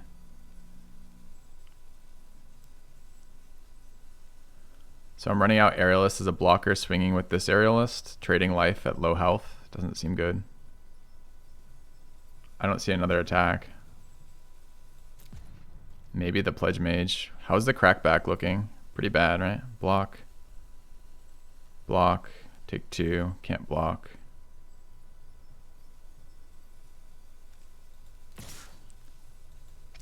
Prefer to play tricks when he's tapped out.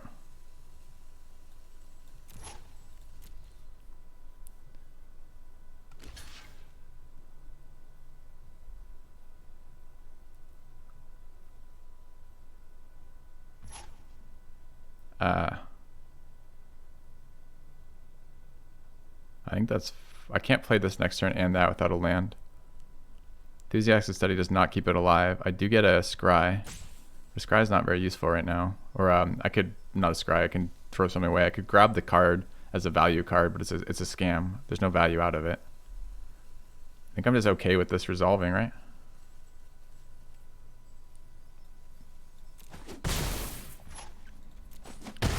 And then we are hoping to either get value out of the study on his turn or more likely trying to get a land next turn to double spell and kill him. I mean, the problem is double life linkers, right? And no first striker now. Dude, this is such a fucking hard game with that much lifelink.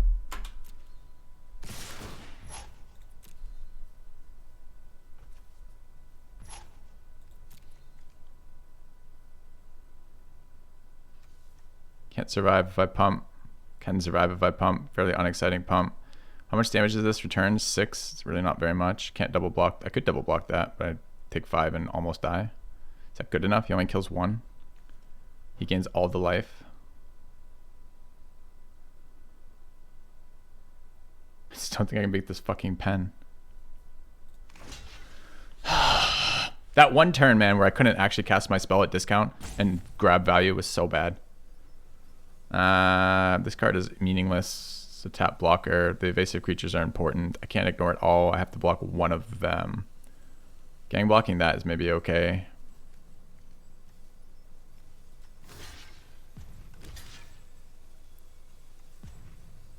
And before crushing disappointment's a real thing. I don't think I can win this, man. So I'm gonna gang block that.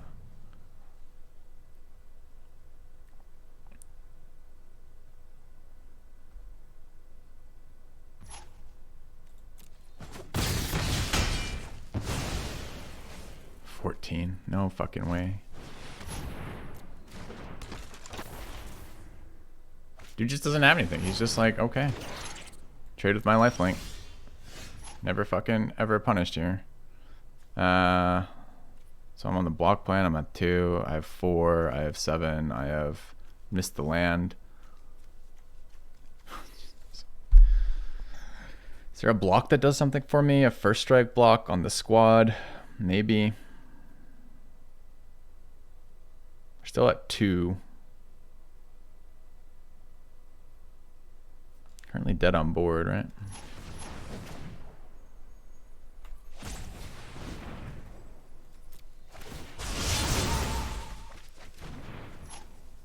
Does that change anything? Removes a blocker. Adds a blocker. Removes an attacker, adds a blocker is probably good enough. Just tap the 2/3 down. Tap the 3/3 and make him change it around. This becomes a 4. This goes to 4. Oh, I can't play it. I can play it with land. Okay. Which one though? Kind of like the 3/3 being tapped. Make him transfer the lifelink around. Those as lethal attackers suck though. I think we're dead though.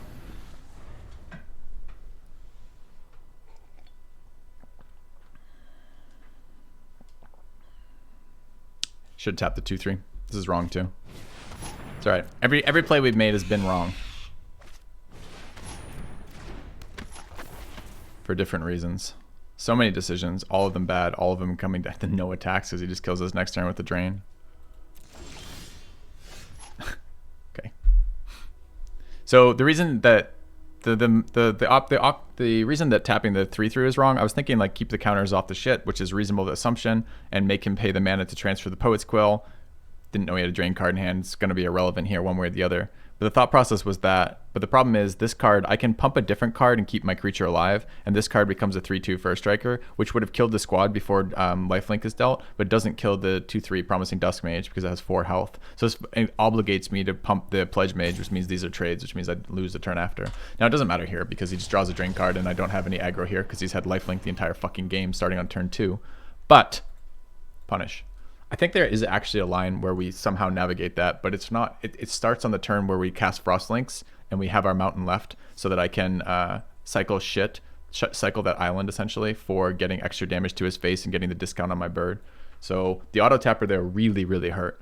It's kind of weird that it would auto tap the mountain when I have a red card in hand and I have 5 islands in play or something. But that sucks. So I think some of the time we win that. Go first here. We're missing our 3rd drop. We have a Brainstorm. It's good enough. Brainstorm first. This is instant, right? Okay.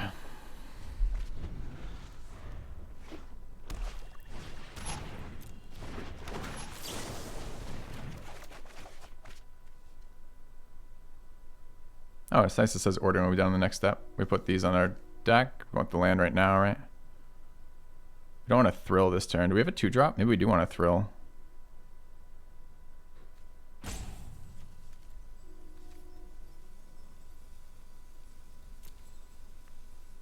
Top, bottom. We want the island top. Okay.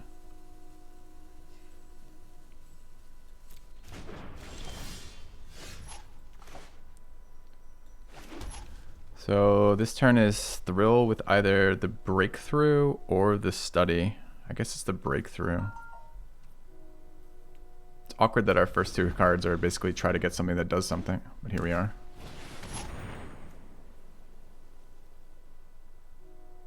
Permanent entering the battlefield. Okay. Do I have any permanents with ETBs? This card generates mana. This card generates card advantage.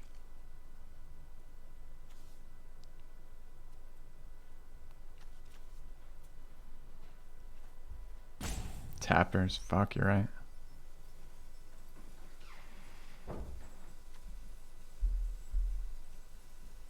Each of them trade with this.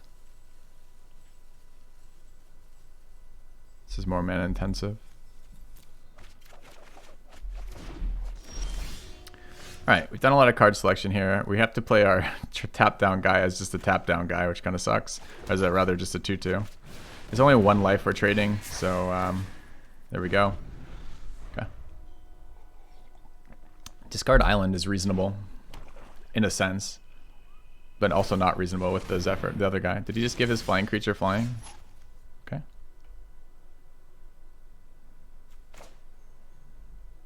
Now that with the Campus Guide, I really wish I had ditched island. We always attack here. Do we always attack here? He doesn't attack here. Maybe we don't. Maybe it's just his aerialist this turn. Because otherwise it's Campus Guide plus Breakthrough, which is okay too. Although the Campus Guide is almost always blanked here, right?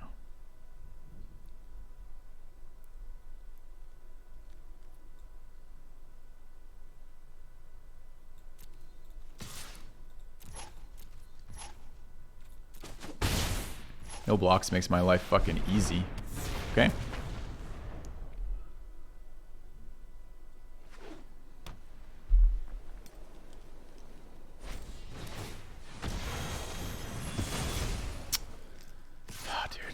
The black trick, still didn't want to play into that. He could blow me up. If you do the block, I play a card, he blows me the fuck up. It's insane that he doesn't want to do that. He must be flooded as fuck here. This is not enough power on the board to kill him. But I don't want him cycling away lands for value infinitely. We're gonna run out of creatures at this rate though. I'm annoyed at the amount of lands that we've drawn here, but I don't think I have a choice here. Let's do this.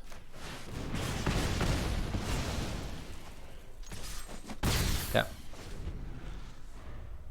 Well, we don't want the Campus Guide ability, so sure. Can he target himself? It's annoying. Not a good draw here.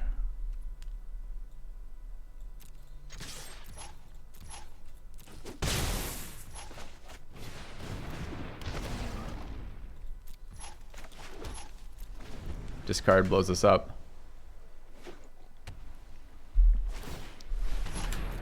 If he's on the blocking plan, I'm pretty happy about that. He does look flooded.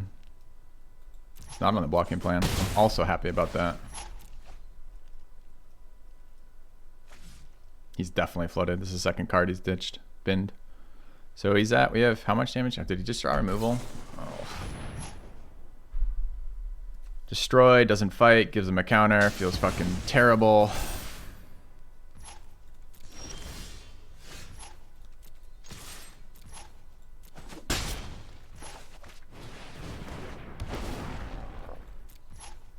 Another 2-drop. I mean, where were our 2-drops at the beginning of the game? This is exactly how you lose in a fucking aggro deck. We have like 4 2-drops. We don't draw them early and we draw them late. Okay. Still bidding lands.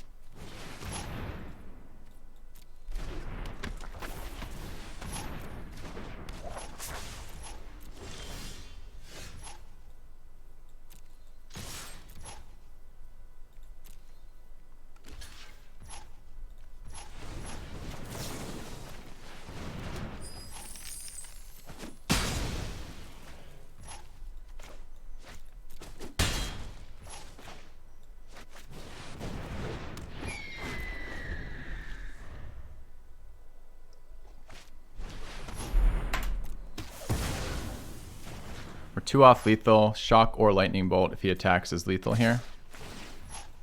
Oh, it's vigilant. Never mind. Shock or lightning bolt is not lethal.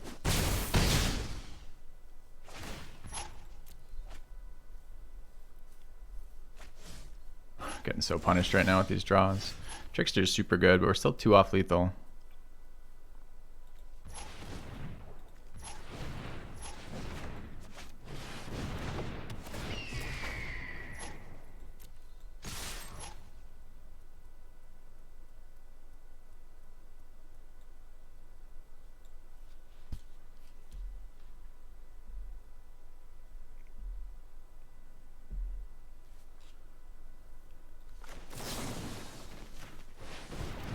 Not entirely clear that I want to use this now, but I want it going face. I'm not really attempting to surprise block. I don't want him to be able to play his draw spell.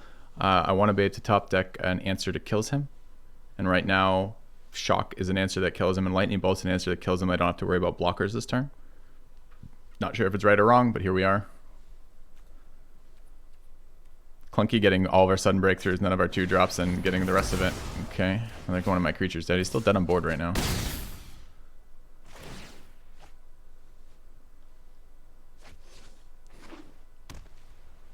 Out of cards in hand.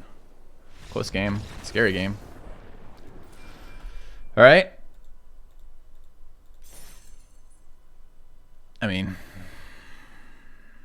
clunky fucking hand. I don't know about the decision to not take the island or not. We're only 15 lands in our deck. That was our 3rd land that we had just tutored up. 4th land, rather, when we wanted to play the Djinn. Some of the time, binning island to dig deeper is fine. We gave up the value trample card that was going to be hard to cast with anything else. I don't know. This is funny. Like, I had a player not too long ago in my like a YouTube comment be like, "It's because you're playing aggro. There's no decisions." And I think he's so wrong. I feel like the aggro decks have like an insane amount of decisions. Right? There's so much. So much is about your life total versus theirs and what you can sacrifice in the short term to get a kill. Right? Like, which. It's all about determining how few turns there are remaining in the game. Our hand's pretty good. I don't want to tutor. I mean, tutor land here is actually really good, thinking about it, since we have so many good cards in hand.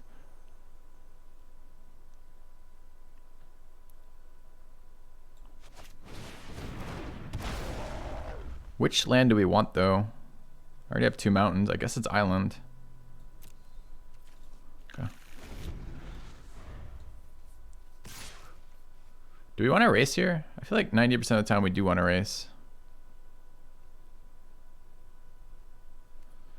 Mountain, white, red, red. There's cards that come down here that we can't block. I think we race for one more turn. The 1/4 challenges the 2/1/2. I think I take the damage. Maybe we develop Rutha. Maybe we develop Frost Trickster if it's a big blocker. Yeah, that's fine. So here the Trickster's good. He can't block it later. Rutha can come down for that later as well. Rutha's okay here too. I think Trickster's fine. We're trying to kill him. Yeah. I mean, it's frustrating to lose to like curve out aggro, but there's a shit ton of decisions.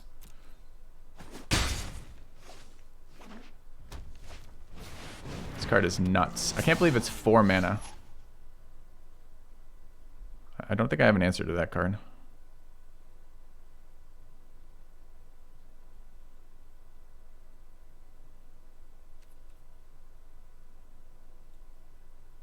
I don't think I can swing with both anymore either.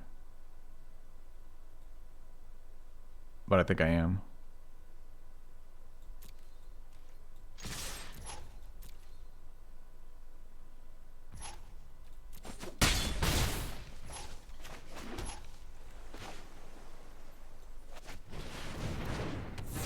Okay. Oh, obviously I hope he blocks, but no such luck. So now we are racing a dude with more power on the board than us. Hopefully this blanks his other attackers. Doesn't look like it does. Oh, it does. That's fine. No blocks. So I've got like a super short clock before that 4/4 kills me. There's one card in my deck that interacts with that card. Open mana is so nasty. All right, 5 here. Discount of 2. Rutha is a decent blocker, but not super great. He has no cards and no creatures in his graveyard to exit. Is it creature or card? Card. So we could be taking 7 next turn plus tricks, which is pretty fucking disgusting. But I swing all here. I'm 1 mana off being able to activate Rutha this turn, right? Wait, we have 6, 3, 4. No, we don't. Okay.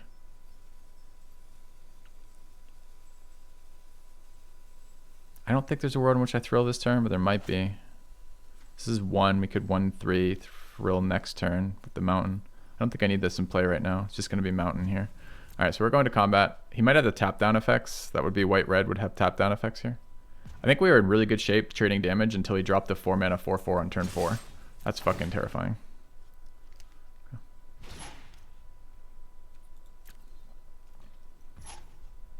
Just takes it all.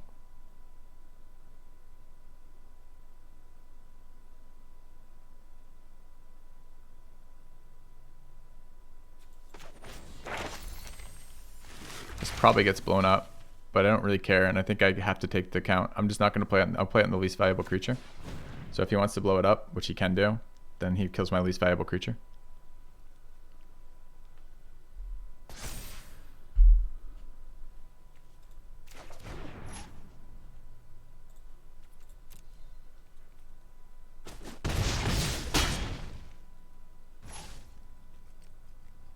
Now I'm super confused.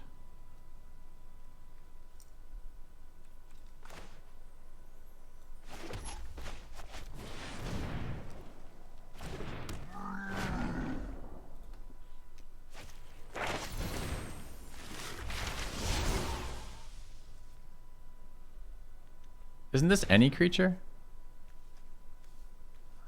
Is it a random?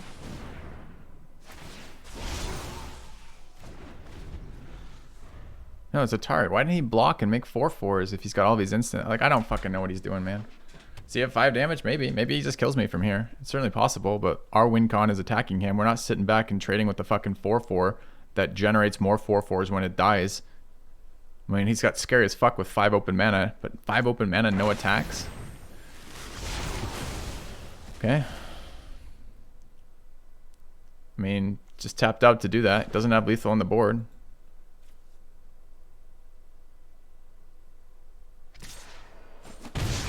Still got one of my flyers. I wonder if that should have been Jin over Artist or over Rutha. So we get in for 2. Play out a Jin. Pass.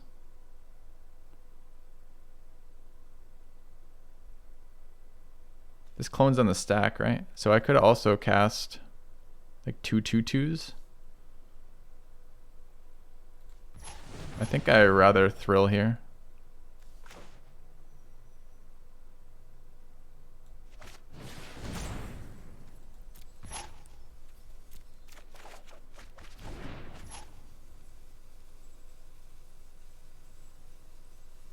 So he's dead. No, it's shock, not lightning. Oh, he's still dead. Okay. We have Rutha for all sorts of weird cloning effects too. He can't block this.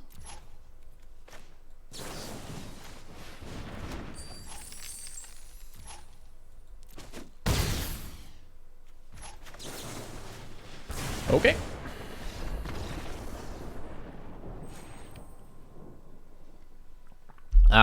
I don't understand his decisions.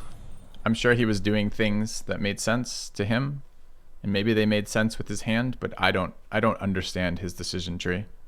Smacks me in the face for 1 when I'm at 12 with his only flyer, taps out. I don't understand. I don't know what the fuck he was doing. I liked binning the elemental summoning card there over binning a land, so I could still play Jin even if I missed land draw. I did miss land draw, but we drew cards that were impactful to the board state there.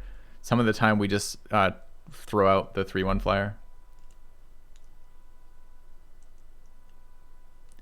Yeah, we could have cloned shock. We could have cloned the 2/1, the +2/+1 spell. Although we had to play land before attacking to do it that way. I actually think playing Rutha was wrong there. I think I should have played the 3/1 Jin instead of Rutha. I think I just didn't count my mana correctly. Realized I could play it afterwards, kind of deal, on the turn before. Anyways.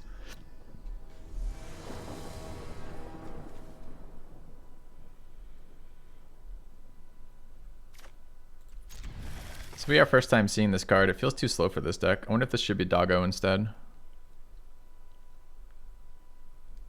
Like, he's not evasive, doesn't have first strike. Comes out at 4, has a 2/2 body. This should probably be Doggo. When it mulls to 5. Well, we currently can't play any cards in our hand except Blood Age General and Shock, so mull to 5 might get him there, we'll see.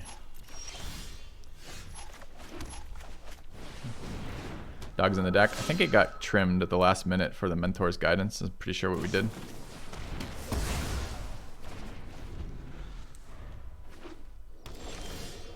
Okay. It's a little rough. This is probably an end step. If he casts a creature, we're gonna fucking create a treasure token so I can do things with my hand. Storm Kiln seems weak. Maybe. He grows every time. I mean, his power grows every time we cast something, right? Oh, come on. Game, fuck off. We kept a 2-lander. I mean...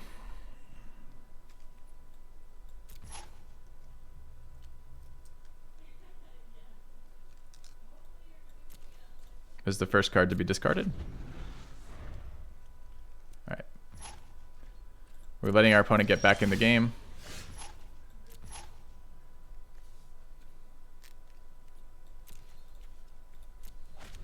Yeah.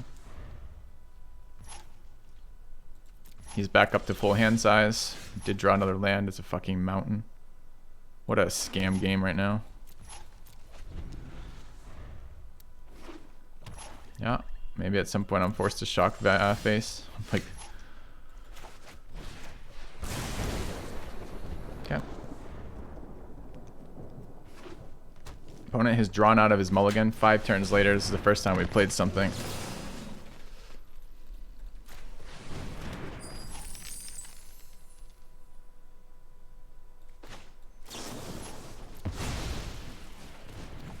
Couldn't have done this.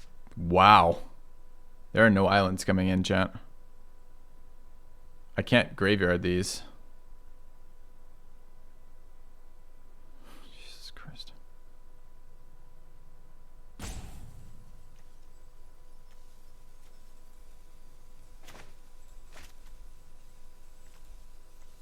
Jesus Christ, man. This is so bad. That one. No, I want to discard that one. What am I discarding here? I feel like I'm going to have to play that back. That one, and this one's a fucking lifelinker too, man. I don't need to Infuriate, but I'm going to probably discard that. It's just red mana only. I'm going to have to thrill this turn. I have to hit lands. Is this card something we talk about? Maybe. I guess that can go on the deck right now, and that can go on the deck right now. That's fine.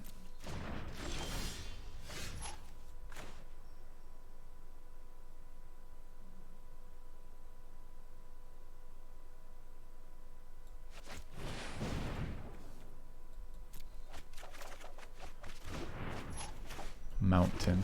Fuck you, game. Fuck you. Okay, we'll let him swing with lifelink. And growing his creatures. We have 0 tempo. He can double spell now.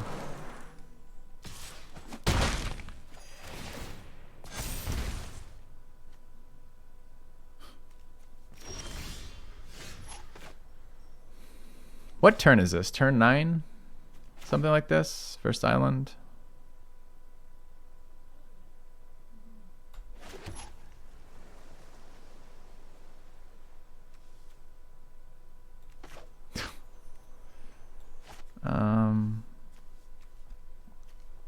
Maybe I should have kept the Infuriate for a blocker here. Just trying to think what this looks like.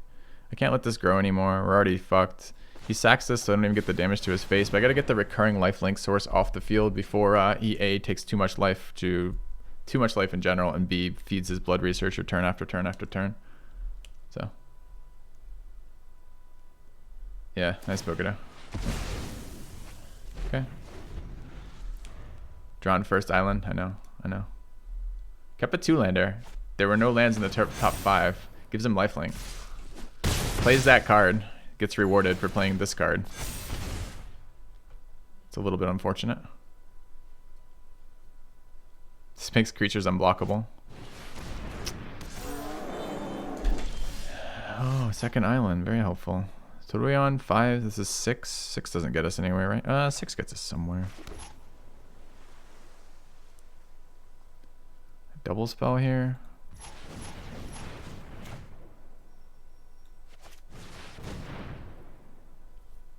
He's got black mana up with the pause. I guess it could be the sack.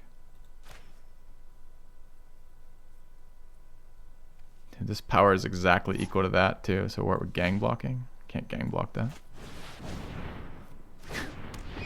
It's not even owned by removal. We're gonna get owned by not playing cards. I mean, this is a land screw. Playing 15 lands, land screws happen more often. We have quite a few sources of fixing, as you saw. We have both the where's the card? The Breakthrough, Brainstorm, Thrill of Possibility. All of these are ways to do things. Should have attacked with that. It's 1 free damage. There's no way we can come back from this, though. Oh, look. Our source of fixing has showed up after the game has ended. That's exciting. 2-1 to chump the 6-6. 2-4. I'm gang blocking the 4-4. I die to this thing, sacking that to eat it. So I have to block all 3. So it's double chump. Trade the Aerialist for the Stepper. You can always make his guy unblockable next turn anyway, so I can't even block. So there's 2 lethal attackers on the board, either of which can be made unblockable. Okay. I mean, sure.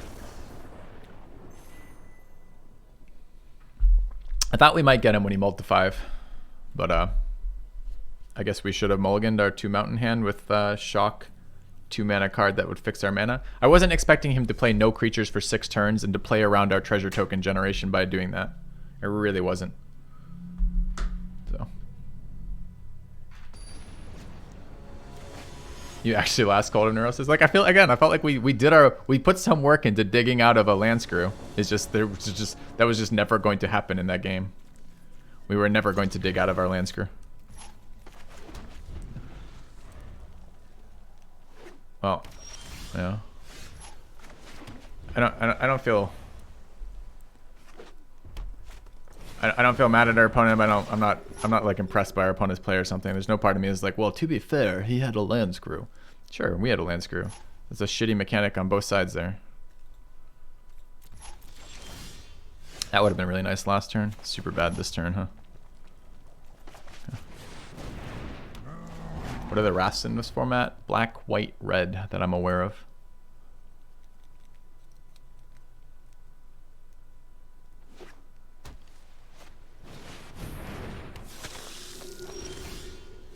Get a reasonable shock clone turn, kill them both while he's tapped out.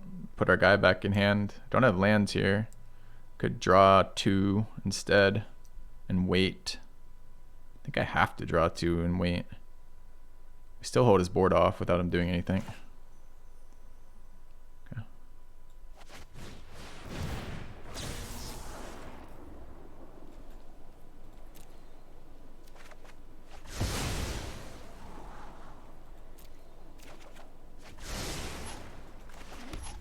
We have super crazy value plays with the Shock and Rutha if we can ever use them.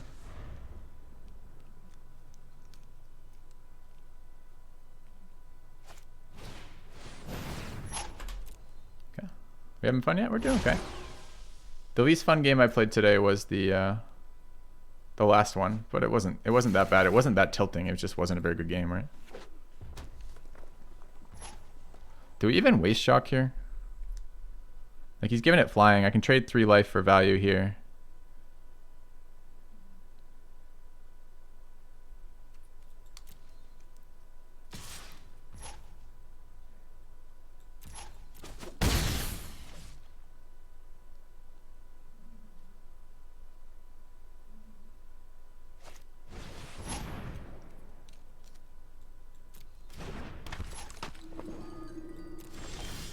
Man, would have been pretty nice.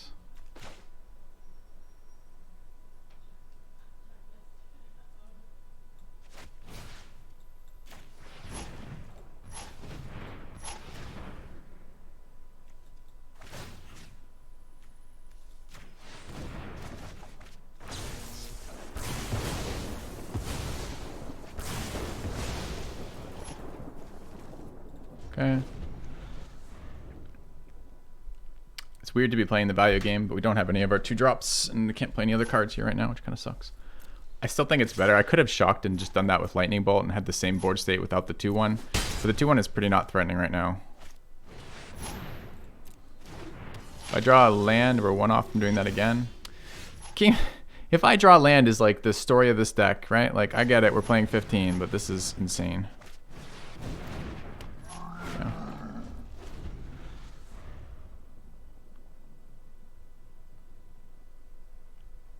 Maybe this is just too greedy. He's just like, what are my other plays? I get a 2-2. I hold blockers for first strikes. We have 4 combat tricks in hand.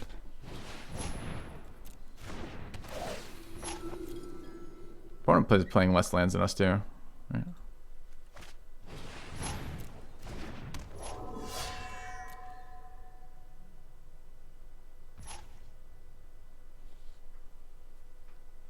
I think I'm just lightning bolting the fucking 3-1. I think it's too greedy to play the other way. So if it's 2 to bounce, 3 to cast, 2, I can't do anything even if I draw land.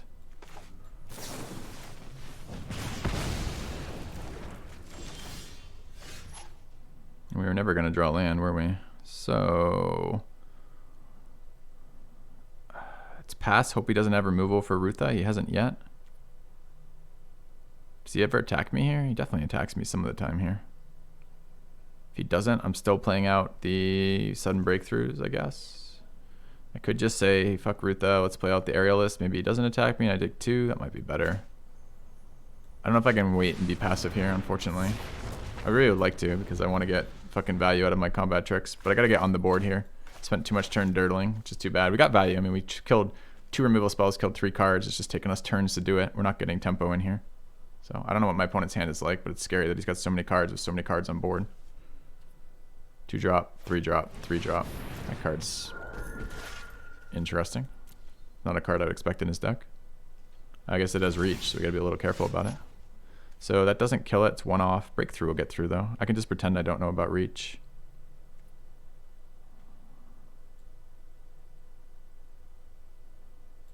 Actually, it fixes my hand too. Oh, it's reach. Oh, hover, hover, hover. Oh, it's reach, hover, hover. Just kidding.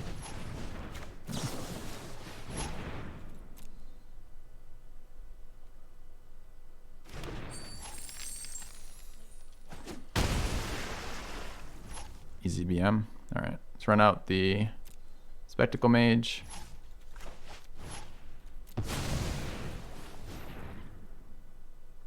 I like somewhere there's a guy who's just like me. He's like, that guy didn't even know fucking about Reach and he got rewarded. Fuck that guy. That's bullshit. Okay. 6 is a lot here. Rutha was holding that back a lot, wasn't he? I don't think I can race from this position without more stuff. I think I'm blocking annoyingly. Okay.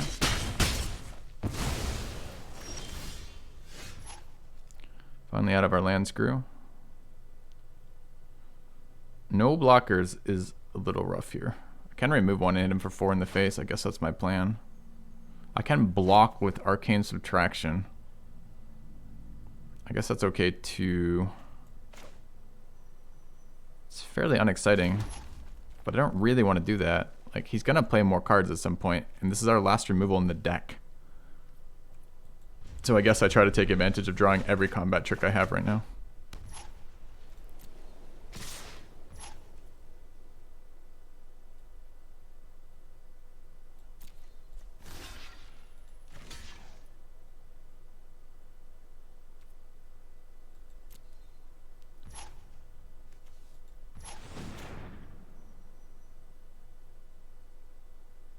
Chat, do creatures go to negative or go to 0? Do I have to Arcane Subtraction second rather, or can I do it first without getting punished?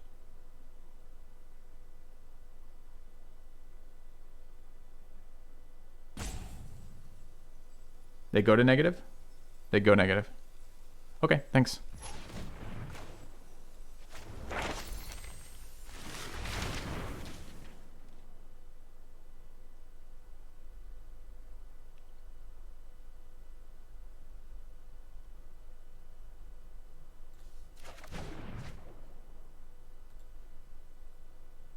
I've got 2 more rounds of tricks here. Yeah, I want a 3-2.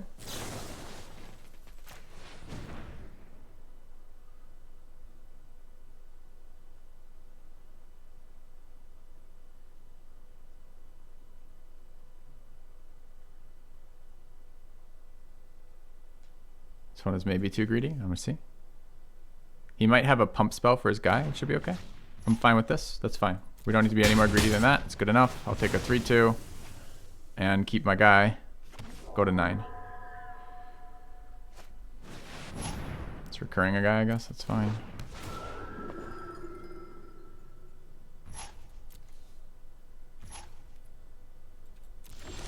All right, are we gonna bait to play this game with lands? No? Okay.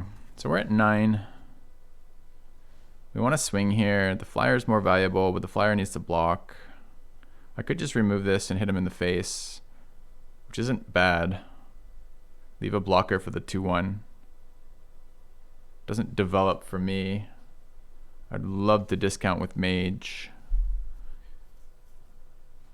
He's never going to block here and trade because he's ahead on life total by a lot.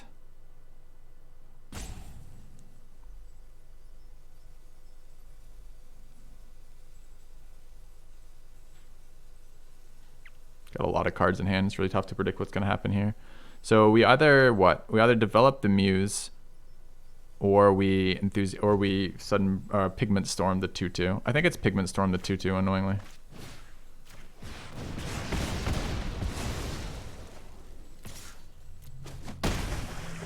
I'm trading the 3/2 for the 2/1, which sucks, but here we are. Could have attacked with both maybe, but I think it's too aggressive. I'm at 9. I don't want to go to 7. He's red-white. I'm expecting some finishers from him, either his own Pigment Storms or that kind of shit. So we'll see. You try to save Pigment. I'm worried about blocking with all that open mana. And I need to start doing damage to his face, and I'm certain in this scenario he never blocks me. Right? He's always going to take the damage and then swing back, and it's really bad for me. All sorts of tricks blow this up, but I don't really care how long they don't do damage to my face. If it's the trample trick, that's definitely the worst one. Okay, it's the trample trick. That doesn't keep his creature alive though, so that's currently okay. Alright. I can live with that trade. Especially if it's his whole fucking turn.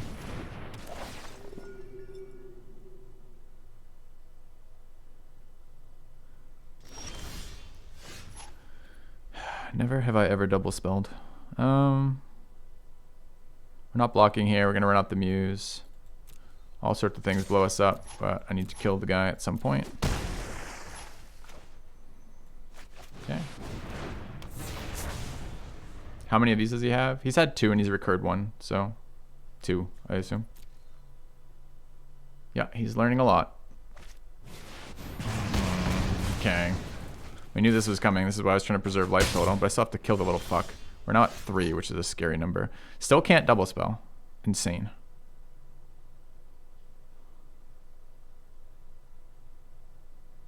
So I could Jin plus Breakthrough. Leave 1 Jin as a blocker. I'm at 1 if he's got removal for the Jin.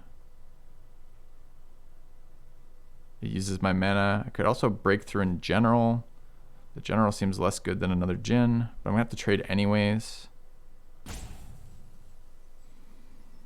If he's got another one of those pigments, we're just fucked, right? I can't cast a spell.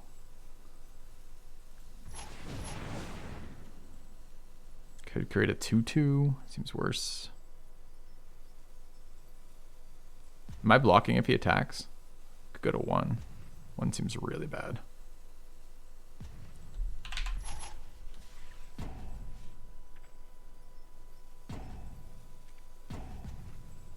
I can't not swing here. We'll never ever come back from this position. You can see in his hand he's got tons of gas, 2 spirit summonings and an inkling.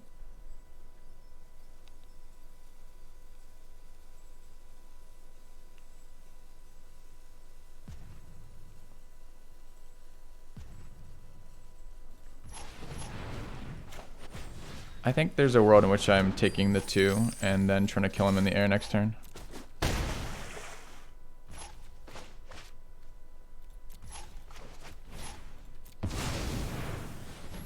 So currently this is 9 damage. He blocks with the Inkling. He's dead still from Trample. So I'm not blocking this. If he has a pump spell, we die. If he's got a removal spell that does damage to our face, we die. If he has a haster, we're blocking. But there's some world in which he just, some world in which we die here, but that happens sometimes.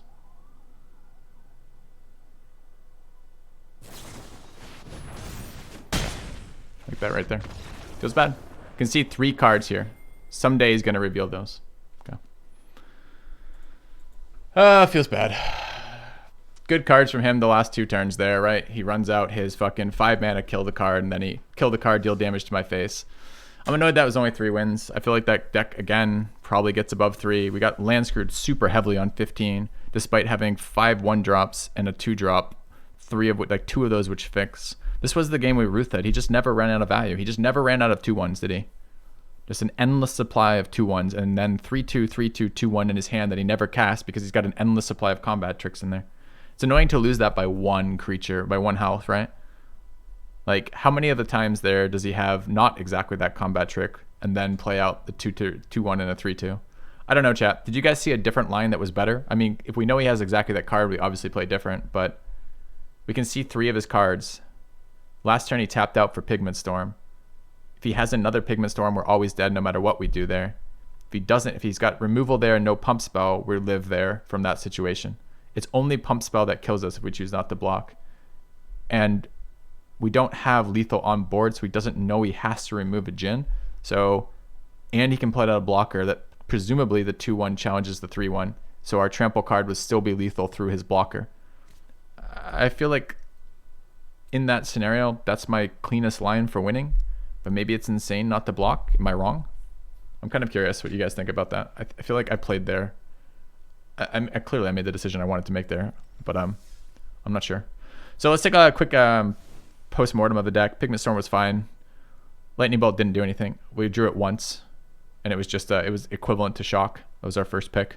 Shock was fine. Seemed to hurt being on 15 lands, although it was kind of weird. There were some games where we curved out perfectly, and some games where we drew our campus guides and we had plenty of lands.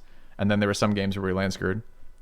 I mean, it was a pretty high percentage of land screws, but it's not that much different. I mean, right? We only need like 2 or 3 to work with. The Maelstrom Muse was clunky. We got fucked that one time by the auto tapper with it, but it was nice when it accelerated our mana. We drew this card once and discarded it. Probably this card shouldn't have been in the deck, but I was trying to test it. But even so, we don't care. It didn't matter. We only drew it once, and then we drew it the game that we didn't draw any lands and lost the game. This Pledge Mage did exactly what it's supposed to be. It was supposed to be a first striker. We didn't draw it very often. It was a little difficult to cast. We drew it versus the lifelink game, and it did hold some of his board back, but it wasn't amazing. The Aerialists are exactly the type of card we want in this deck. The Tricksters are the same deal. Guidance was a bomb every time we played it. It was always scry 2, draw 2 at the very minimum. And there could have been scenarios where it was like draw 4, scry 4. And this card fixed our lands, fixed our card draws. It was actually really good. Rutha was good. Rutha's always good. Spectacle Mage is the same card it always is, which is a really bad fucking 3-mana 2/2 flyer. We never got the discount, but we pretty much never played this card. Played it like twice. The Campus Guides were fine in this deck. Certainly they weren't great, but they were early game stuff that fixed our land draws. The Pledge Mage was awesome. The games we draw it and had mana. Sudden Breakthrough. I wish I hadn't had to run 2 of these, but I understand why we were. The ramping portion of this spell was actually super critical for a number of